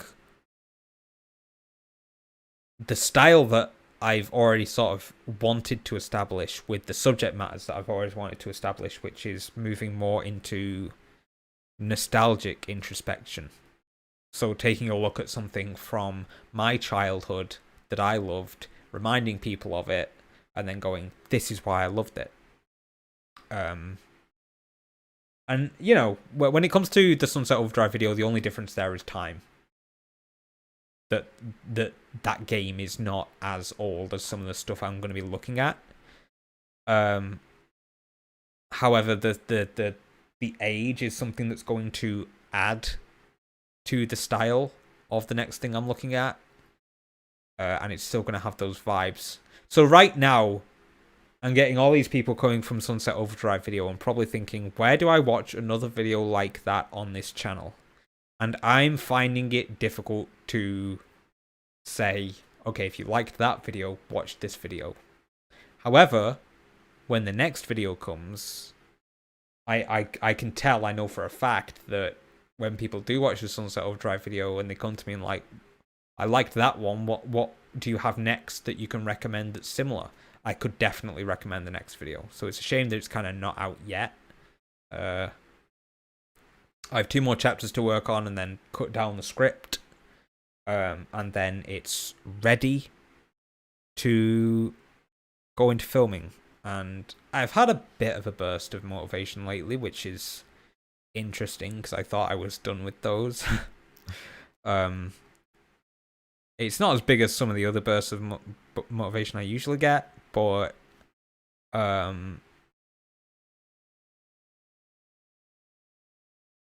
yeah, I don't know. It's nice to kind of want to open up a script writer and be like, come on, do this. Because there's so many things I do need to write. That I'm just like, fuck this, and then just put it off forever. But yeah, as I was saying, one of the things I got really into during the lockdown is crafting videos, and they're super fucking cool. Actually, on the subject of the Spirit of North video, there's been lots of updates on the game, and this is the unfortunate thing about doing a more recent game for a video, is it'll get updated, and it has been updated. And I was going to make a much shorter, like 10-minute correction video, because I stand by everything I said as it existed when I made it, but it no longer exists like that. But the longer I leave it, the more redundant it becomes, so I don't know if there's point to it anymore. But yeah, one channel I really found was Studson Studios. I'm very fortunate that he just popped up here. It's popped up here because I watched this video like yesterday. Really good channels I'm finding for this hobby have only just started coming about. I don't know why I'm talking like this. Like a California girl. But some of the ones I've subscribed to, they're like a year old. Studson's a year old. I also watch Eric's Hobby Workshop. Oh, he's right there. I think he's, year old. And they're getting 71,000 subscribers, 216,000 subscribers. This shit, here I use shit colloquially, not as an actual describer. This shit requires so much time and effort that they deserve this huge jump immediately. Like a year in, 200 subscribers. If you think my videos have good editing for the genre that you're in, you should watch this shit. Oh, was that only 2 months ago? So a bunch of these guys who make like crafting things did like a little contest where, or I suppose a collaboration where they all make a pod racer, which was really cool. Let's watch one. I think we're allowed to watch YouTube videos, right? I'm trying to be really careful on copyright here. Oh, it's only 11 minutes long. And I'm trying also not to step on YouTubers' toes. But obviously I'm not going to watch through their whole repertoire. And if you like what you see, I would definitely come check out Studson. But let's watch a bit of it, and I'll kind of show you what I mean. And then talk about why it's relevant to my channel. People know that before Toad was a ruthless cart driver on the sands of a dry desert, he was earning his salt as a pod racer pilot at the Boon to Eve Classic. You're a pilot? All my life! So here's my Hear it? attempt Okay. at recreating Toad's official pod racer out of garbage and spare junk. Achuta studs the wajoboda studsin bunky dunkle. This video is part of a collab with several other pod racers, so make sure you get your fill after this one, or I'll feed you to the Sarlacc. See ya. They're all really good For as my well. pod racer engines, I'm starting with a Eric's jar Hobbies and a Workshop jar one is because they're the really right good. kind of And I think there's a cylindrical guy shape called I'm after. Bulleye. I don't need the Hobby threaded part of crafting. the jar, so I'll just go ahead and cut the entire head off. Even if you hate Oh. sand, it's very important actually to wanted him sand to down cut all through of the Jar shiny Jar then. junk plastic we'll be using. I'll try spinning. That's a good trick. This will give it some texture to help the super glue bind all the garbage. I really didn't have a plan for this build, I just sort of jumped into it and started cutting it apart and adding things as I went along. I'm going for an asymmetrical engine layout where one of the engines has its guts exposed to help distract the eye from my lack of design by adding more details to look at. Like these chunks of hair rollers that I'm adding as grates to help fill in the empty windows I cut out. And then to fill out this grate space, I'm using a couple pieces from this dollar store droid. These are the Robo-Toes. Then to help the super glue bond a little quicker, I'm spraying some CA glue accelerant directly onto my skin. Here's a water filter. Oh, this is getting out of hand. Now there are two of them. I'm using these in possibly the most So usually when obvious you're doing way crafting as the like this, you propulsion need a part each ton my of engines. tools Here's a and piece like from a Jumbo resources, shampoo but I pump think to the add a reason little Studson's one of my rocket bolt to the favorites tip. is because it's like, And then here's a how little you get tubular into this piece if from you're that completely same pump, poor. which I'm Because dividing into Studson's two gimmick is and he then gluing makes a little lot gear charm of on the end. his models out of trash. It is a complete coincidence that All it kind of little- fits little into this space bits I and cut out on bobs. the side of each engine because I definitely didn't plan for it. Much like how I didn't plan on fishing these plastic jar pieces out of the trash and then gluing them back onto the jars as extra panel detail. Whoa, did you see how bad this seam line looks? Let's hide it with a strip of plastic sheet that I'm adding rivets to with a push pin. I picked up this technique from Bill Making Stuff, and he picked up this technique from a channel called Studson Studio. Hey, do you hear that? I'm using the cord from a broken pair of headphones to not only add in some wire details, but as a way to cover up several areas of gaps between panels. Panel gaps are unsightly, I'm not afraid to deal in absolutes. Here's a little Gundam bit I'm placing over the wire as a power converter, and then speaking of Gundam bits, I'm using a few of them to create a big mess of an engine block that'll be exposed on one of the engines. It's also made of more shampoo pump bottle, and of course you gotta have a metal coil in there somewhere. That's enough details on this little mess. Time to glue it into the rest of the engine tube. For the energy binder, I'm stealing this Christmas ornament plug. Like, there's little sound and then gluing effects it into the everywhere. area where the energy binder goes. For those not versed in pod racing, the That energy shit binder really is the easy part to that miss does in this. editing because it's not To necessary. help sell the idea that the engine wires are being held on by something, I'm gluing on a few sporadic pieces of plastic tubing as cable mounts here and there. Then I'm using these beautiful nail rhinestones as rivets. I won't torture you with all the rivets, just these 200,000 rivets ready with a million more on the way. Christmas is back again, but it's time to cut it short, because we need those good mushroom boosts to send Toad on a fast shroom trip. I sealed up each mushroom tip on some plasticard using super glue and got rid of the extra plastic. To spice up these domes, I'm using a ping pong ball to make the spots for each of the toadstools. Alright, this is where the fun begins. The engines are finally starting to look like toadstools and not a couple of spice jars. No rivets? Rivets. To finish the engines, I'm adding a couple beads to serve as the cable connectors, and that's looking pretty good. Let's check in with Toad. I recently dismantled a few spray bottles which are filled with some excellent junk to become the Pod Racer cockpit. This piece from a dollar store tank goes right here because that's just where it fits. Then a nice ergonomic spray bottle trigger to become the ergonomic bucket seat. I also had this dollar store quad racer which has some choice bits for a pod racer, such as these handlebars and this seat, but I already have a It's seat. like the efforts. Take a seat. Okay, the effort's all there right, in maybe I like can the stick it on build, the bottom here, but I need to sand it against and something then the brown until video it's attained on to top that of it. perfect pod curvature. That's looking nice and flush. In a previous video, So it this takes so Robodog much was effort ripped to make apart, something and to now this we finally degree. get to And he's harvest some just of its face parts, genuinely such as the like nose and ear for a funny few pod as a details on the person. back. So This it's is a like machine gun barrel for the cable holder, and then the front of the it's pod like everything's racer really for the front of the perfect. pod racer, Like I said, and the then other one I what's recommended, this Eric's part Hobby from? Workshop. His It's personality a is shiny more chest from a Vader relaxing. toy I had to rip apart to make the Although he has a dashboard. couple of Don't funny cry, Anakin. moments. This little bit looked kind of like a mushroom antenna. They all- then I'm all adding fits a couple together of really well. bedazzled mushroom spots, and episode 1 is complete. Time for a sequel.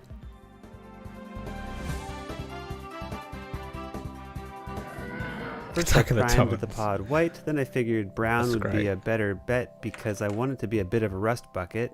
But why stop at brown when you can make it more brown? I'm mixing up a goop of brown paint and baking soda to create a crusty, rusty paste that I'm stippling over all the areas that I want to have some rust texture. This sludge also works as a pretty decent gap filler for the areas where I was not very thorough about gluing and sanding edges.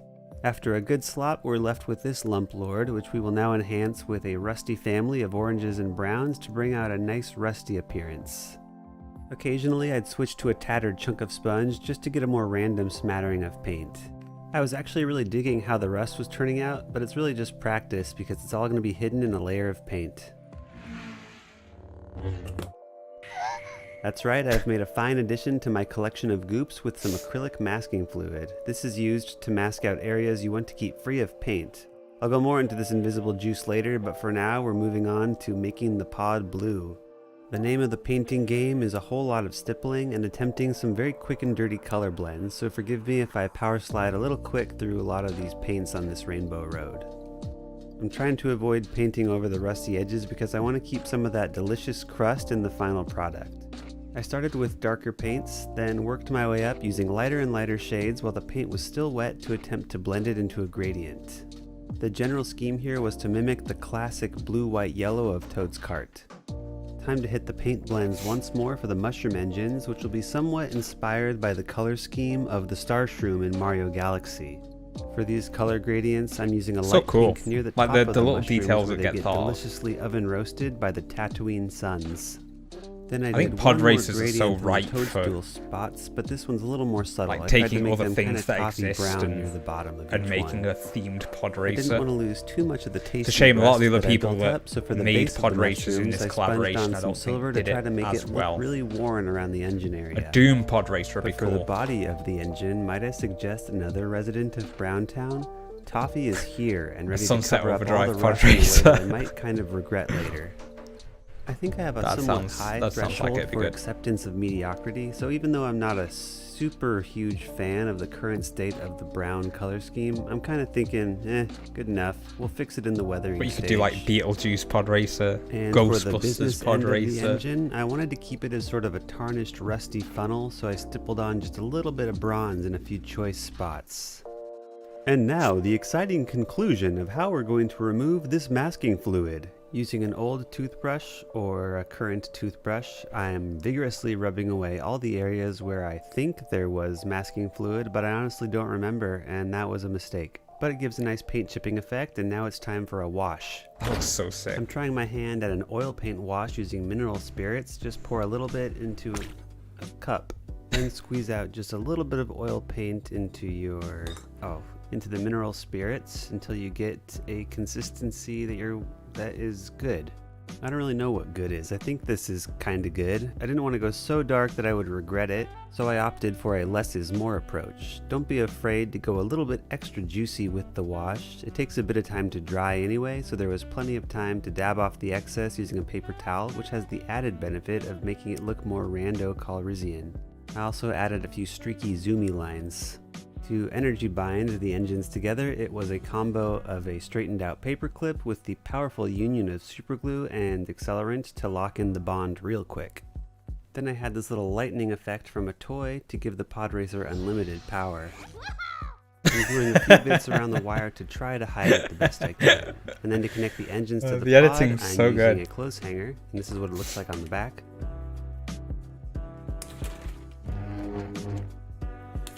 To make the wires, just spend about an hour frustratingly bending them into the perfect shape, making sure to cut new ones every time More the effort wires put into this accidentally than I snap put into from anything in my overbending. life. God I damn. considered trying to get Yeah, I a thinner feel gauge that. wire, but the benefits of a I clothes hanger tried. are that I've it was tried free and it's sculpting extra with sturdy clay for before. intense Like, playtime. This thing's definitely going to return you can to give the up really closet later easily. and hold Like, at this least takes a couple lot of pairs of pants. staying power. The wire was looking a little too nude, so I'm adding a length of red wire, which is how I imagine Toad is controlling his engines and diverting item block power-ups to his pod racer.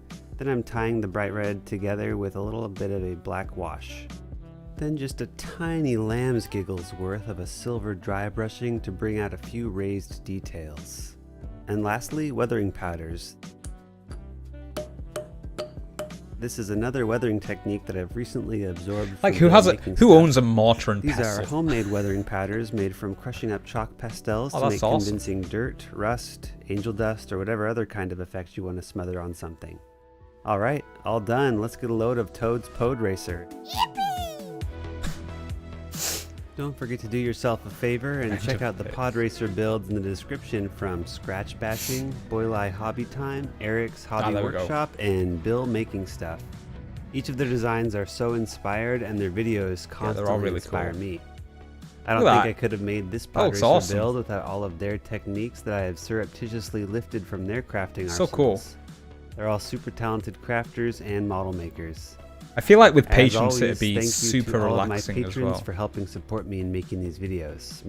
That's Studson Studios. It's probably my favorite. I got a couple of others that I really like. Thalasso Hobbyer does a lot of resin art, but like clay sculpting monsters. So he's done some really cool ones of like Subnautica monsters, like a Reaper Leviathan, and then resin is basically this thing that just looks like solidified water, and it's super fucking hard once it all hardens. So he'll create like a Reaper and then douse it in resin, and it looks like a Reaper in the water. And it looks so fucking cool, and most of them look so fucking cool, and there's so many other good people. I guess I think Studson's my favorite because there's a lot of people who do this that I don't think they try to inject as much personality into it. Now, I don't mean you have to be crazy editing with it all the time or try to be too funny. But like Eric's Hobby Workshop, I think also has quite a lot of personality, and he's not like super always trying to be funny, and it, you know, does a lot of different things editing wise. I think it's just injecting yourself in it rather than just always constantly going, here's the factual information about how to build this thing. And it works really well when you do that. I think they're the best channels in any genre, not just building. But I got super into watching these. I got super into watching a lot of channels that do these. Here, that one's huge. I'm not going to watch it. I recommend watching this channel. I'm not going to show all their content because they deserve the new views. But Turn the Spirited Away Bathhouse. Sorry, he turned a tissue box into the Spirited Away Bathhouse, and it still operates as a tissue box. Same with the Wizard's Tower from Stardew Valley. You can actually take the top off and store things in it. It's insane. They're so cool. Jack Creator does really cool little monster ones as well. He's very cartoonish and sort of the things you would like if you like exaggerated cartoony build stuff. Anyway, the reason this is relevant is because I kind of wanted to give it a try myself. A couple of problems hit. One, I've never done it before on this scale. I have modelled with oven bake clay, but I've never done it on this scale. And I want to try and do something quite creative with it. There's always the chance it would more of a chance that it would go wrong with me than these guys, because these guys have probably been doing this as a hobby for years. But I think there might be interest to be gained out of it by doing sort of a self-critical view of someone who is trying to get into the hobby, who is doing it for the first time. I thought that might be quite interesting. And that was actually reminded me of a series I wanted to do anyway, where I try a bunch of different hobbies and give sort of a perspective of someone doing it for the first time and reach out to people who do these hobbies, whether they have a YouTube channel or not, and sort of get advice and have conversations with them. I unfortunately don't have the time or the freedom to do something on that scale right now as like a series with, you know, I'll pour a bunch of money into trying these different hobbies. But this is one I kind of wanted to give a go, but money is the other issue. I decided what I wanted to build for the first time. It's not too elaborate. But the problem is, it's the first time you're buying all these tools. See, these guys have a cutting board, they have these sculpting tools, they have a big jar of paints already. I don't have any of that yet, and I put together all the stuff that I would need for an initial build into an Amazon cart. See, okay, how much is it going to cost me to build something for the first time? It's quite small, but and it's not too expensive, especially considering I'm buying a lot of the stuff like the tools and the mat and the usable stuff for the first time. But it's still slightly costly enough that it makes me go, do I have the money to spend on this right now when I can still make YouTube content that won't do that? Because I bought this light and a new camera and a couple of other little accoutrements for my next video. So I'm just thinking, okay, how about I use these goddamn things once? Because all I've used this ring light for so far is streaming. And it's still not great for that because I've got a giant fucking mirror behind me, you've probably noticed. So when it is behind my computer and I'm using it as a streaming light, it's just also kind of fucking shining in your eyes. So, but maybe I should use this really expensive camera and use it really expensive light that I've not had before once, seeing as I upgraded to this equipment from the equipment I've had for 4 years. So I'll do that. I'll make my next video first and then kind of see where I land on this, if it's also something that people want to see. I'd still try and put my personality into it as I have done with my previous videos like Sunset Overdrive, the same kind of personality, but I just realized the subject matter is also incredibly different, so I don't know where people would stand on wanting to see it in terms of people that have already subscribed to me, or whether to just, stick with films and games and that kind of thing. But I do recommend watching these. They're super chill. They're sort of my version of a podcast. I really like them. So that's kind of what I'm looking at for the future, the near future of YouTube. I'm very much just focusing on this one video at the moment, and I'm not pushing myself too hard, but I'm also not trying to dilly-dally, because there may come a time very soon where I can't make videos, and I've been working on this one for so long, in terms of the script, it would be a shame if I didn't get it done. It would be a waste of a long time. What's wrong with video games? Like, that is what I would expect to see. Or some gaming mystery. Turkey Twizzler had boiled style.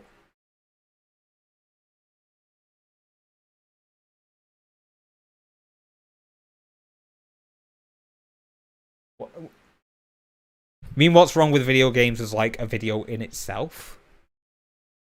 Like, what's wrong with such and such a game? I have sort of planned videos like that. Not planned, but I've thought about what I want to do and how I would do it and what I want to talk about.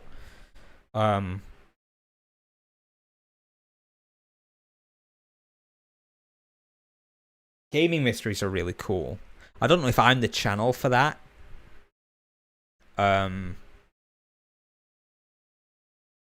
I did briefly think about like doing something like that quite recently. But then it was even less than this, it was the same kind of thing as would that fit in with my other videos? Because the thing about doing like a gaming mystery or any mystery, I'm quite interested in like real life mysteries as well, and I watch a few channels that are real life mysteries. It's really just the research and then the presenting it. And I think what would suffer there is like, how would I inject personality into that isn't just the visuals? I mainly think of someone like Lemino, who does have a personality in his mystery dive videos. But then that's established from the fact that he's always done informational videos. So would the fact that my personality comes very centered around the fact that I'm very opinionated and analytical, would that suffer when I'm doing something that's just me delivering facts? I mean, I know I did the Turkey Twizzlers video, but I think also where those videos shine through is when I come up with like ultimatums on the information and then just give a spot of opinion on them. Like, I think the best part of the Turkey Twizzlers one is where I just go on a tirade about how I hate Jamie Oliver.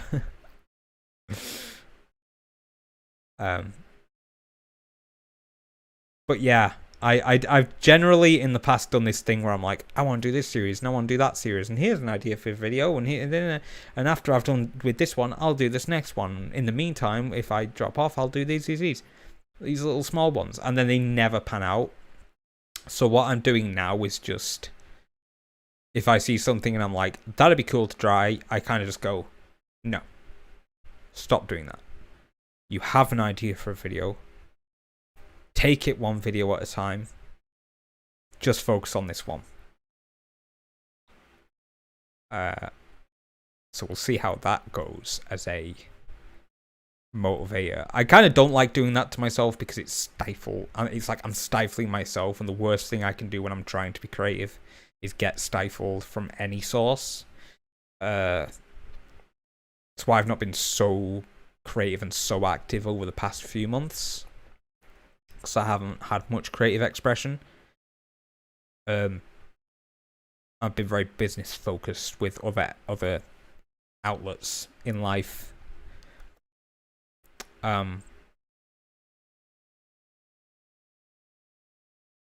But it's coming back around for a little bit now. Kind of. A little bit. The next one's more difficult to write because with the Sunset Overdrive video, I had this like emotional connection that I wanted to convey. But the one I'm currently writing has the fact that it's I don't want to use nostalgic in the sort of surface level way that it gets thrown around on the internet a lot. I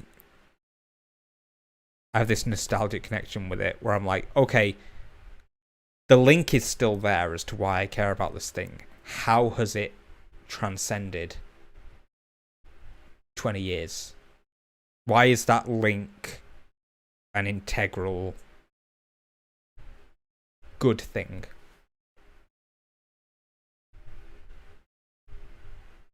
So I'm trying to organize that in the script.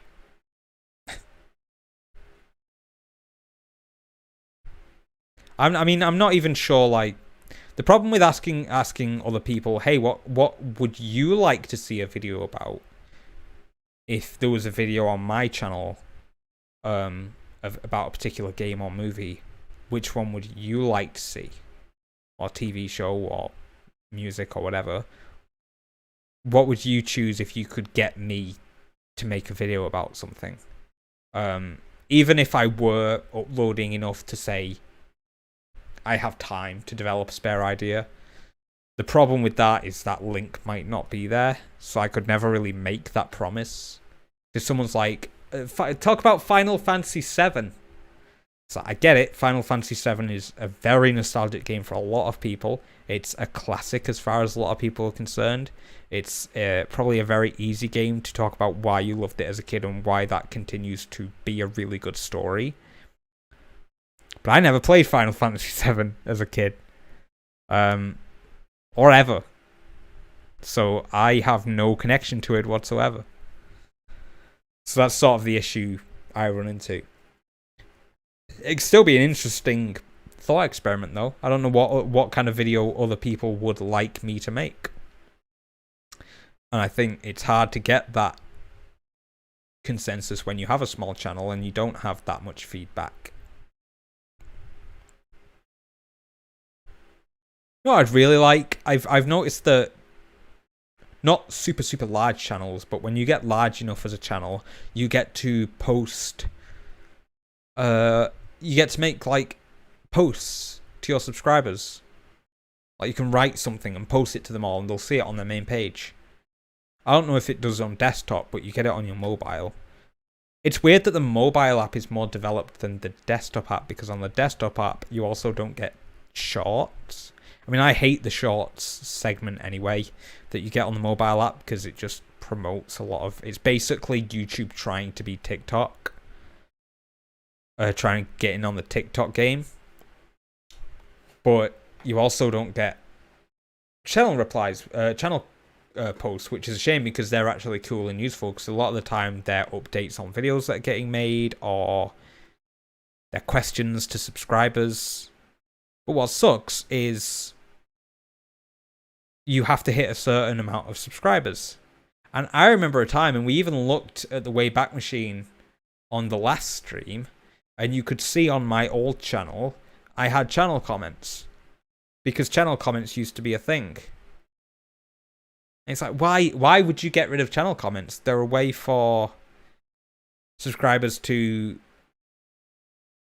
make general questions that don't pertain to a certain video, or express a certain thing that doesn't pertain to a certain video, or for you to say you could even have channel comments where you can pin your own comment. So you could like have like a new question about what kind of video am I going to make, or anything, and then pin that newly each month for users to reply to. If anything, there's more you could have done with channel comments, rather than just take the entire fucking thing away.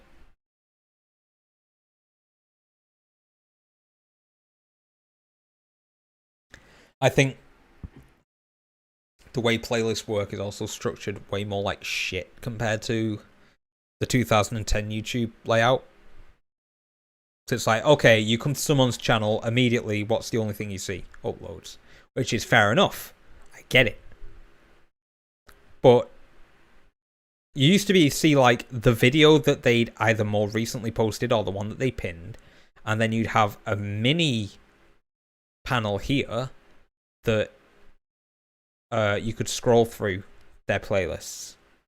And then down here you had channel comments. I know you could rearrange a little bit, but I think this was default. And then you had all their channel information. Even with channel information on the main page, it still managed to fit more content into a single block than the current setup does. It's absolutely horseshit. Still not really a fan of this.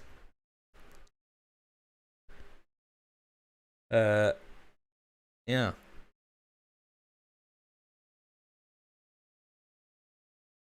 if I go back to my channel, you can rearrange it a little bit. It's cool that it shows when you're live right there, but I think if you're gonna watch uploads, you can just click videos. So I just put my more important playlists together first, and then down here is uploads. Yeah. That's my thoughts on the new YouTube page. Sweet. I guess I went through all my old videos and talked about what I want to do next with the channel. We're at like 2.5 hours, which is like my medium for streaming. I generally stream 2.5 to 3.5 hours. I got some other stuff to do. I am going to work on that script a little bit tonight. I would really like to get it done over the next few days and then be recording it this week. Be recording some of it this week. And I still have that film review I want to record. And it's sort of a timed... That one's on a time limit. So I kind of have to get that done. It's just very difficult. The reason I stream so much now instead of making videos is because I'm rusty. I'm rusty at chatting. I'm rusty at organising my thoughts. I think in a very short space of time, my brain has become very jumbled in terms of organisation. Someone commented, someone chatted in chat. Yes, in chat 2 days ago when I was streaming, someone commented, "Oh, you're very colloquial. You're very like eloquent when you speak," and I'm not.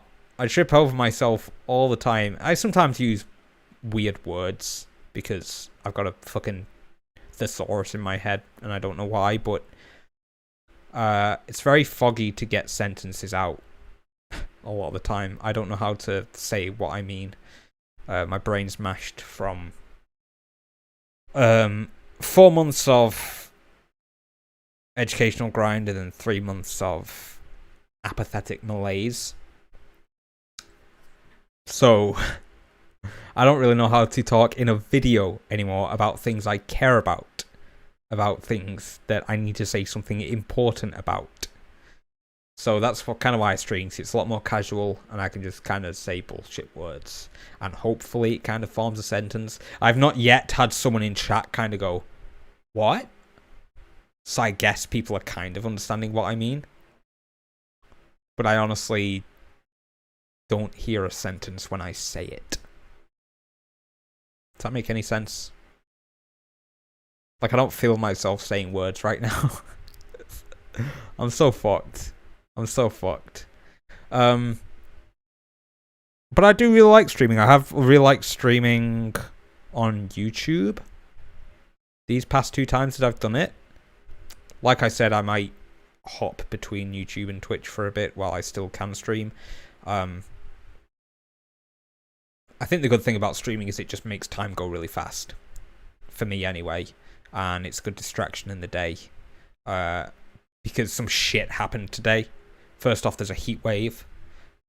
Second off, a child. It may have been a teenager, but it's been reported to me that a child drowned.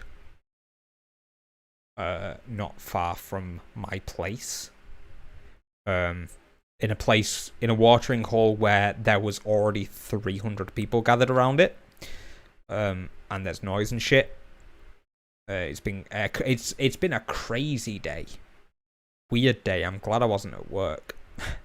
And I should have streamed sooner. But yeah, it's been insane. It's been a weird one. So streaming's actually kind of leveled me out a bit, and I've managed to get inside my own world. And this is kind of what I've missed about focusing on the channel and making content for the channel is, that's what it is. It's Gav inside. I'm inside. I get to just close myself inside my content and the things I like. And that's why it's called that. Kind of. I'm inside my own head. That's why I called it that. I do hate it. I hate the name. I hate the Twitch name. I wish I could do Fresh Start, but then I have enough awareness to know that I'd hate the next name I picked after long enough. I like changing things up, so having a consistent name it was never going to work out. But yeah, I'll try and stream more for sure. That kind of rhymes, right? And hopefully this will help me get more comfortable in making videos. Hopefully as my subscriber count goes up, more people are interested to watch these streams and converse as well. We can all have a nice chat. That being said, I've been in streams where it's like 3 or 4 viewers, and it's kind of difficult because it's kind of just you alone with the streamer and a couple of other guys, and you don't want to feel obligated to talk. So I completely forgive why I don't get a lot of chat while there's only a few people in. But that's fine because I'm obviously very comfortable with running away with myself talking anyway.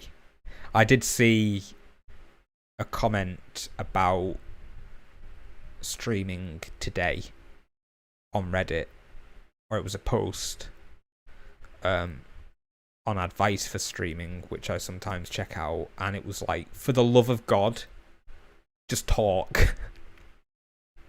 Like, nobody just wants to, especially for like well, not even especially for gaming streams, but even if you are gaming, nobody just wants to sit there and just see a person's face be completely still.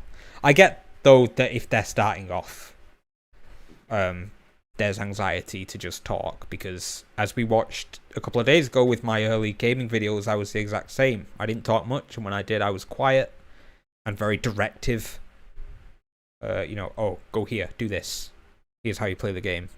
Here's factual information, but I don't want to divulge anything about myself because I'm still quite anxious about being in front of a camera or a microphone.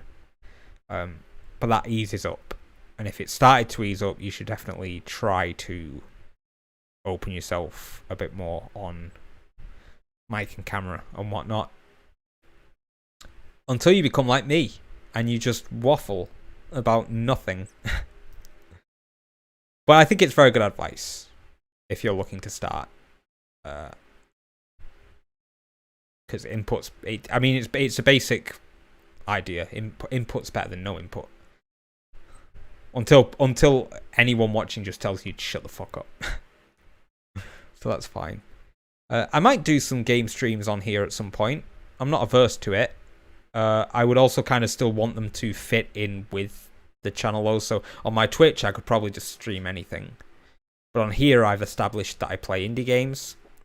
And if I were moving my content to be more nostalgic, then maybe some nostalgic games. There's a few nostalgic games that I've just had on my mind lately that I really want to play.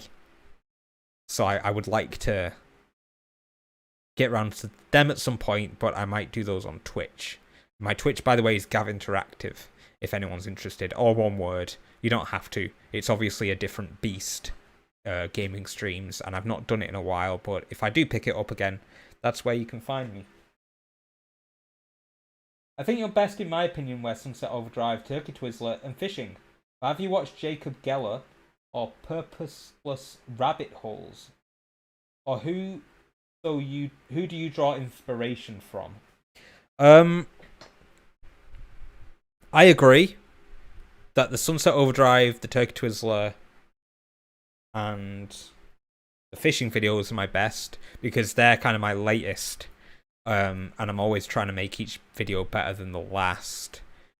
The reason the Spirit of the North one is quite recent but not as interesting editing wise is because it was during the first coronavirus lockdown, so I was very low mood, and it was more about, I played this game and I have a lot of opinions on it. I wasn't too bothered about crazy editing.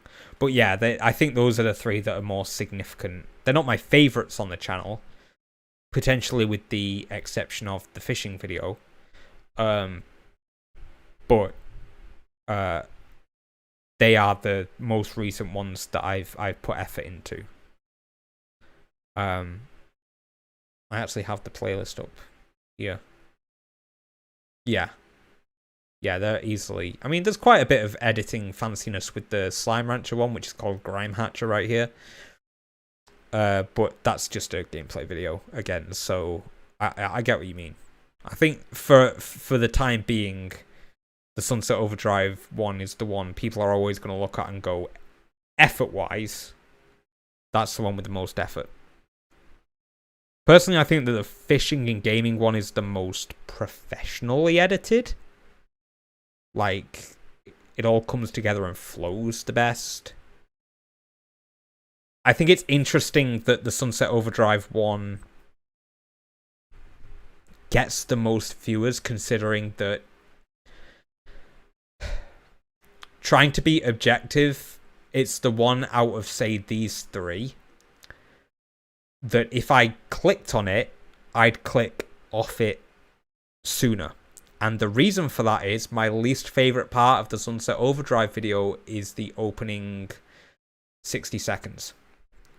And it's not because I don't like the skit. Actually, a lot of people really seem to like the opening skit for the Sunset Overdrive video, which is very strange. But I really don't like it. And the only reason I really don't like it is because I fucked up the ADR. It's so obvious that it's ADR. And it doesn't seem to mind a lot of people, which is fine. But I also studied sound engineering, and it kind of bothers me that I made that video at the same time that I was studying sound engineering, and I really should have done better. I think the problem is I didn't make it sound like I'm speaking in that room. Which I really should have put more effort into. The lip sync's fine, I guess, syncing it up to the mouth movements. And the reason I had to do that was because my microphone, this is my only microphone, and it's more of a podcast narrative microphone. So it gets very silent very quickly when you move away from it, because it's very sort of one directional. It's very powerful right here at the front, but that's about it. So when I'm standing up and stuff and I've got my camera, I can't have the mic with me when I'm holding the camera and moving around like that. So I had to record all that after the fact. Anyway, it really bothers me. It doesn't seem to bother many other people, but it bothers me. I didn't have that problem with the fishing game video. Actually, the fishing game video, I used like a £3,000 microphone and a £10,000 camera because I borrowed them from university for a non-profit project, which you're allowed to do, or you were allowed to do. And it looks and sounds worse than the Sunset Overdrive video. So my advice is, if you ever get the chance to buy a £10,000 camera and a £3,000 microphone for your YouTube videos, don't. Because you can get better results with much less. My camera cost £100, my mic also £100. I have not heard of Jacob Geller. I'll have to give him a look. But I think I have heard of Purposeless Rabbit Holes, but I've never checked them out. It just kind of makes me think of Down the Rabbit Hole by Frederick Knudsen. But obviously it's something different. I think I've heard of it, but I've never checked it out. I'm going to make a note of those. I'm always looking for new YouTube content. Notepad. Well, Jacob Geller. Purposeless Rabbit Holes. I'll check out that Purposeless Rabbit Holes right now. I don't know if I'm gonna watch the video all the way through, because I'm gonna stop streaming soon. Oh my god, I know that thumbnail. That's like an indie game. I can't remember what it is. I wouldn't know how to answer the question, who do you draw inspiration from? There are channels I certainly like. I think in terms of ones I draw inspiration from, I don't draw inspiration from them in terms of genre and what they do, but more the level of quality that they reach and how they obtain them. So channels like James Lee and Captain Disillusion and Incognito Cinema Warriors XP, they've all made content that could be on television. or at least a Netflix series. And so I really respect that level of quality they're able to obtain, and then try and go, okay, what behind the folds, not the subject matter, not the personality they're presenting, but how are they crossing audio and crossing footage, and what visual techniques are they using in conjunction with what they're saying that make this look as professional as it does. So their channels I really admire. I think my favourite channels are just channels I relax to, but like I said, I try not to draw inspiration, because I worry that I'll just go, okay, so this is what this channel does, and to make the same kind of video, I have to do that. Because I've been victim to that before at the start of this channel. Path of Neo is insane. Ooh, love of Keanu Reeves footage.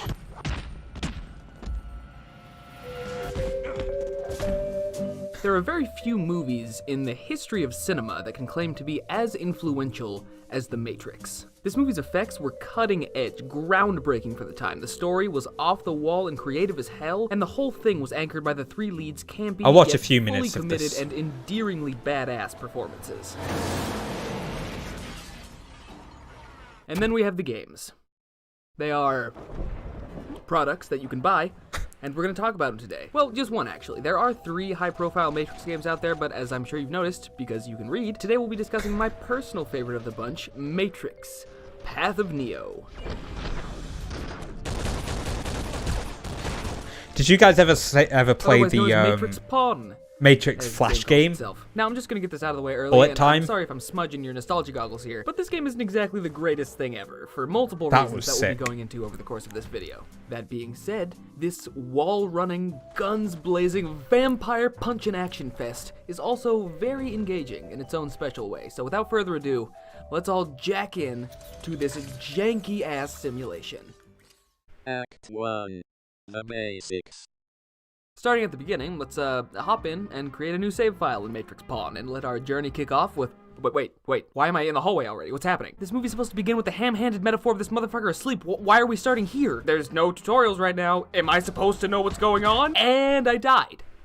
Because Does the of course game I died. start at the end of Because the what movie? kind of way is this to start a video game? Initially, I thought I'd unknowingly skip cerebral some as levels or shit. some shit, but no. The second you press play, Path of Neo just chucks your ass directly into combat with zero direction, and then feels it's okay to slap you in the face and call you a bitch when you die in the first 30 seconds. Bitch, are you for real? Path of Neo expects you to be the one before you've even picked up the controller, and while that's the dumbest thing ever, I also kind of respect it. That's just crazy enough. Alright, I think I know what to expect moving forward. This game is not forgiving, and maybe, just maybe, a little insane. What the So after fuck? Gonzo Was has that to in that pumps game? the brakes and moves into the inciting scenes of the first movie. You know, when Neo gets the call from Morpheus. When I see a and giant Neo bug takes and off. then an office, I I'm sure just you recall think that scene lasting, what, Indigo 2 Prophecy. minutes maybe? Ends with Neo making it about 5 feet out the window before coming to the realization that he is not Sam Fisher. That's not how it goes down in Path of Neo, though. No. Our boy somehow manages to yeet himself the fuck out of there and give these dudes a hell of a time, even with the handicap of his weird-ass gait, which is comparable to that of a quap runner. This minute-long scene in the movie is warped into a fully fledged sequence where Neo's fucking cascading through scaffolding, shimmying across ledges like he is indeed Sam Fisher, and shuffling That's around like a best, little though. office troll. This dude is fucking committed. He is not gonna let himself get caught this time around. I was caught. When games do that, This like they sequence take right a here is the very beginning of a small trend that is moment impossible not to notice from, in the like, opening a hours of film Path of Neo, something that extends and then throughout the expand entire on it. I think experience. that's the best trending way to do, question like, being that this game a film stretches game. its source material thinner than Mr. Fantastic at the Club, and it gets just as ridiculous. This extending of the original material isn't inherently a good or bad thing, it just gets over the top. So after sneaking away and of course failing, or not failing, you can actually finish this level without being caught to unlock a secret, but either way, we're then given the opportunity to participate in one of the most iconic moments of the 90s, the pill pop. Alright, what'll it be? A life packed with kung fu adventure and sensuous cave sex? Or staying in bed? We're all adults here. We know what the actual I gotta be adult true to choice myself is. here. I'm going with the blue pill. Yeah, I'm sorry you won't be joining us. I would too. Whoa! What's going on right now? Why? Seriously though, why is this so ominous? What's the big reveal gonna be? What the fuck?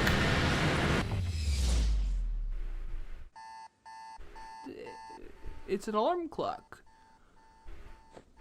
Well, that was anticlimactic. I mean, I guess if I want a climax, I should have picked the red pill. I really couldn't tell you why this shot of Neo's Nice. alarm clock is so menacing. I guess it represents his cowardly return to cybersleep. But really, the most unnerving part of the scene to me is that this motherfucker has his alarm set for 9:18 a.m.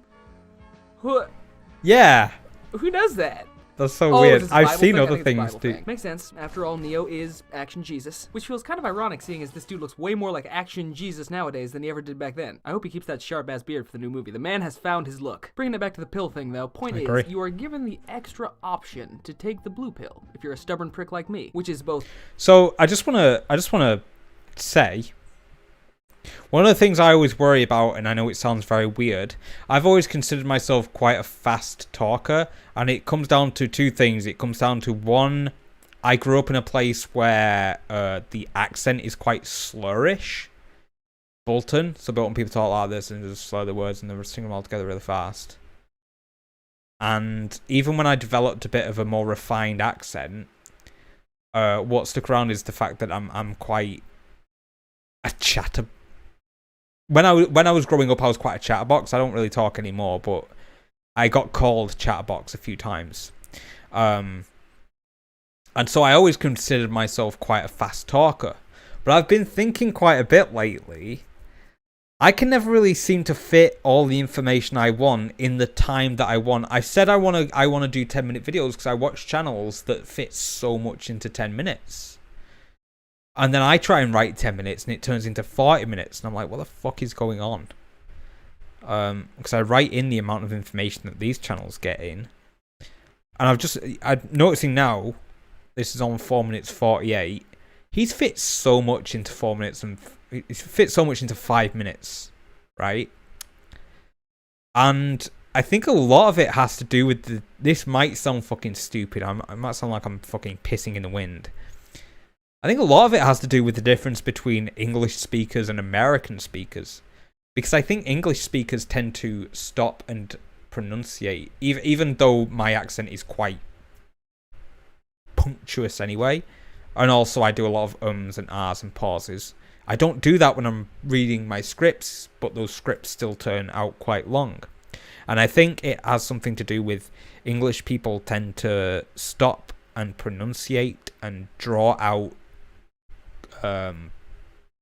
consonants longer than Americans. An American, the language just kind of flows really fast naturally from the American accent. I think words really come really fast in an American accent. That was really bad in an American accent, but I honestly think American YouTubers, narrators who do like game analysis videos and stuff like this tend to get more information in a shorter space of time simply from the fact of them being an American. It's just an oddity, just a curiosity that's been on my mind. Maybe I'm bullshitting, but I don't know if anyone thinks the same way. What are your thoughts on that? I don't know if that holds any water. It's just something I've heard after watching so many channels and then trying to make commentary videos myself as well. Both stupid and awesome. The two best words to describe this game as a whole, honestly. Being able to tweak this iconic pill-popping scene is a really cool little detail that signifies this game's trademark of extending the experience of the movies, twisting those stories, and adding new little facets to account for the franchise's transfer between mediums here, from film to video game, passive experience to interactive experience. Once Neo has emerged from the combat suit looks and boarded fun, the actually, Nebuchadnezzar, 'cause it we looks move on like to it our really in-game hits. training segment, which is great. Really could have used that before you put me in a fucking live fire exercise 15 minutes ago. So then we do some training. Neo puts on a child's Halloween costume so we can learn the basics of combat, and we move into the first film. Oh, wait, nope. More training. All right. Okay. We proceed to participate in an arena battle to cement our newfound knowledge, and then we move into the main game. Okay. Nope. Never mind. More training. We then teleport It's into a fucking restaurant occupied by Superman this 64. exclusive It's just food training waiting arenas around to over and shoot a over. motherfucker. Can you guess what they ordered? That's right. More guns. The waiter drops their order, and they tip him in kind. We spent 45 years running through this labyrinthian Chinese restaurant like Theseus. We then move on. Training level number 4 or 5, where Neo arrives in a shaded grove, equipped with nothing but a sword. And an Adam's apple that could cut diamonds. We then get a cutscene with some random rogue shinobi motherfucker, and then what? Wait, what? Who the fuck is that out in the mist? Out Nice on the pajamas. moors? Trinity. Alright, so Trinity just backflips into the game, which is the most Matrix thing ever, and subsequently teams up with Neo to take down the dastardly samurai, and there cannot possibly be more Okay! God damn it! What does a samurai sword fight in a snowy temple have to do with the Matrix? I'm fighting a fucking ghost right now! There are people out there getting I didn't fisted know by For Smiths Honor every was a day. Let's get a reboot. fucking move on here, guys! Oh my god, how long is this tutorial section gonna go on? I'll tell me how long. 3 fucking hours is how long! The first fourth of this entire legit? game is a tutorial. A linear, stilted, dragged out tutorial in an age when tutorials sucked. And it is just a stops you pain as in my well. dick. The game takes its time, Like, completely, meticulously laying like, out all freezes of the its game mechanics in to- front of you, which is appreciated to an I extent. hate that shit. But as Fraser Crane once said, Well, there is a limit. and this game came out in 2005. Niles, it's a so costume at that party. point during the PS2 and original Xbox's life cycle, developers were still kind of figuring out the formula for modern 3D games. The medium was still gestating, way more so than today, where things like genres, control schemes, and in-game tutorialization have generally become homogenized, agreed-upon concepts in their execution. Game design has developed like crazy since 2005. We now know what works and what doesn't, at least a little bit more. But back then, developers were still learning how to make these games, and more importantly to our discussion, how to teach That's a you good how point. to play these games. Path of Neo is a prime example of this shit. They'll Tutorials teach you very one time, rarely now and this is a tell game you with a lot how of moves, to, by the like, way. The complicated ass button input, walk that flash or on move the screen camera. once, an But I was hour, says playing no Halo menu and where you Halo check 2 your moves, recently, no and move list of any that does. kind. What I'm trying to say here is that the first fourth of this game But you is just a expect tutorial, it and now. it's a tutorial that sucks. So That's if we actually a follow that very thought good process point. to its logical conclusion, we will come to the realization that the first fourth of this entire game just sucks. Let's move on. I'm wasting my goddamn time. Wait. One last thing. The reason this game's tutorials are so shitty is probably at least partially because of manuals. Now, I didn't get a manual with my copy of Path of Neo because I got it off Amazon from some random schmuck. They probably kept it, or the game didn't even have it when they got it. Newly released games in 2005 didn't need elaborate in-game tutorials because the manual was the tutorial. Manuals have been phased out of existence over the last decade and a Like, see half, what and games that's a people fucking have got. shame, because I Dark personally Sector? always enjoyed reading through Ew. those things before I got to the actual game. It was part of the hype. By 2005, in-game tutorials were already starting to become a little bit more refined, but games did still lean heavily on that disposable paper booklet to get you all the information you needed. And I did manage to find Path of Neo's manual online. It's great. Nearly 40 pages, exhaustive as hell, covers everything you need to know. hell. It would be nice if that information about the game was more in the game, but that just wasn't the standard around this time. So me giving this game shit for its bad tutorials is, slightly unwarranted in Yeah, context. What games isn't nowadays unwarranted is don't me completing leave their this 3-hour important montage information out laborious of the learning game that was and grating in and some kind of overlong. Which it encyclopedia totally is. style So writing. let's get the fuck out of the actual game. Destiny. 2. Max Payne in the ass. Now that we've spent a small eternity training for the journey ahead, it's time to move into the main game, and with it, our discussion will move into the main gameplay of Holy Path of shit. Neo, the combat. Long story short, this game's combat system is flawed, but at the same time pretty damn ambitious for its day and age. So there's actually It a lot looks to talk like, about and appreciate here. First up, let's did just do anyone a ever brief play a game breakdown of called the combat Wet? So we're all on the same page with how That the got, basics work. like, Path of Neo's core gameplay of blasted. course, revolves People around didn't action. like that game. I loved it. Wet's fucking awesome. I think it More controls specifically, it revolves pretty around well. a gameplay loop of short and satisfying combat encounters that involve the player constantly swapping between hand-to-hand and Ironically, I would combat, while describe also the using the game's protagonist all-purpose of awesome button Wet to as female John Wick. time for maximum intensity. We'll get back to that button in a sec, because it is integral to gameplay, but the basics of combat aside from that are A to jump, X to dodge, click the right stick to take out your firearms and target enemies, right trigger to shoot, Y to attack and block attacks, which is strange and cumbersome, and B to do a special attack, which is essentially a simple grab that can chain into a multitude of other attacks depending on what commands you input after the grab lands. Enemies can shake it off, so you can't spam it, but when you do land one of these ghastly grabs, the results can range from throwing an enemy to disarming someone to the most badass takedowns in the world to the most ridiculous takedowns in the world. What the actual fuck? Here? Now that we have the foundation laid for the discussion ahead, let's get into the nitty-gritty details of this game's action. And that was like the best execution I've ever seen in a video game. game. Number 1, L2 is the dopest shit ever. As I previously mentioned, L2 is the slow-mo button of Pawn, but it doesn't just slow the mo. It also enhances all of the face button's functionality when it's held down. For instance, it transforms your standard Y attacks into stronger, flashier moves. It turns your cowardly dodges into flips on flips. It turns your pitiful jump into an alpha-ass blast-off. L2 is just an incredibly dynamic addition to gameplay that adds exponential I was gonna say, that variety to the sounds game's really combat at the tug of a unique. trigger. Legit great design decision there, Shiny. Awesome stuff. And now we move on to con number 1, a legit terrible design decision. These levels make me feel like I'm trapped in a fucking coffin.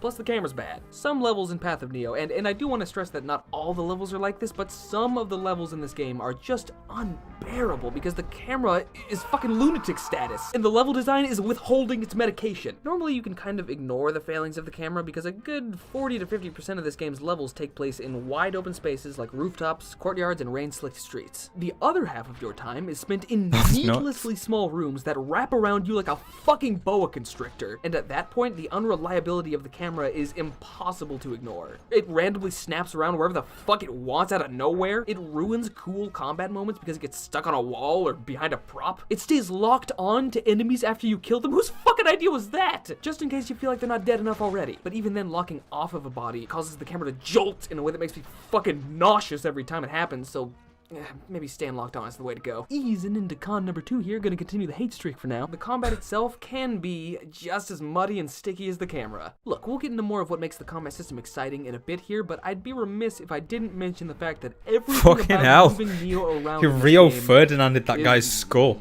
Muddy. What I mean by muddy is that every action, whether it be a jump, a punch, a throw, or a dive, is slightly delayed after your button input. This delay seems to me like a conscious decision to add weight to Neo's movement and attacks, kind of like Dark Souls. Yeah, okay, everybody's ringing the Dark Souls bell. I said it, I'm sorry. I can't go one single video. I need to stop mentioning Dark Souls. But alongside the assumed intention to make Neo's attacks feel weightier than your average There's another protagonist, the true technical channel that culprits does of really the good delayed feeling of Neo's edited general videos like movements this. They're not is the reviews, animation. but they're Neo's edited attacks videos are like this, heavily called choreographed Zero and motion Lenny. captured, and that makes And this shit kinda he mostly slow. does Dark These real-life Souls flips style aren't videos, as but fast as you want 'em to he's be, done a no? couple that aren't, but he No, also kind it of just always doesn't has to feel reference Dark superhuman. Souls when he does. Pile on top of that, constant transitions between real and slowed time, And I would the fact that recommend- you can't interrupt one of he's your probably own in my attacks top with 5 another favorite until the initial YouTubers. animation is Zero fully Lenny. completed, and that all leads to the fact that controlling Neo can feel like a clunky chore at times. While Neo's deliberately realistic feeling motion does succeed in a way by giving you a more true-to-reality kung fu experience with more punch than your average beat-em-up, a lot of the time it does just end up making the game feel kinda muddy. That said, it's also part of what makes Path of Neo unique. So if you can stomach the weird tempo of the combat alongside the egregious opening hours, you are in for a little bit of a treat. And now for something completely different, What the throw number 2. This game's got a damn solid sense of progression. Was You're not expecting constantly that. unlocking new moves throughout the linear I think that's a good place to. We'll stop on fucking John Cleese in pink bikini. Sweet. Yeah, that seems awesome. That seems up my alley. I'll check out the rest of this video and some of his other videos. And I'll also give Jacob Geller a watch. Schnoice. And like I said, I would recommend Zero Lenny. Nice. I do like Paracynical does some good. I mean they're huge. You've probably seen them, but he does some good game analysis. I've actually preferred lately when he does game analysis. Sweet. Nice. Thanks. Thanks for recommending those channels. I'll give them a watch for sure. So 3 hours and 3 minutes. It's weird. I never expect to stream as long as I do, and then I manage to just talk or chill for that long. I was actually only going to stream for an hour and a half because I streamed after I had my dinner because I was like, I have to let my dinner settle before I do a workout. But now I'm going to be doing a 10 p.m. workout. Great, for fuck's sake. That's going to suck. But I'll call the stream there. I hope it's been fun. I know it was a bit... I think it was a bit more lackadaisical than the last one. I didn't really know... Like, there was a lot of talking. I didn't do much showing of stuff, but hopefully it's interesting for people to watch. It's more of a retrospective thing. And I don't know if that's interesting to anyone. I guess at the minute I'm just trying to keep the channel alive. Now it's got all these new people, so I can be like, don't worry, I'm still here. Stuff's still happening. I'm still making stuff. And just kind of reassure people if they need it. I fancy playing some games on stream, so if I stream again, I'll play some games. But it may more than likely be on Twitch. But I might archive it to YouTube. I'm not quite sure. I'm trying to make my YouTube channel much more direct, and that's why lately there's only been a few videos, because I don't want to upload things that aren't synergist to the personality of the channel. I don't want to upload random shit like I used to in the past. It means there's slower uploads, but hopefully it also means that there's more personality there. You know what you're getting from the channel, kind of thing. So hopefully that'll actually pan out if I manage to keep making YouTube videos in the future. Sweet. So I'm going to call the stream there. Thank you so much for anyone that's joined and liked and commented or chatted. Yeah.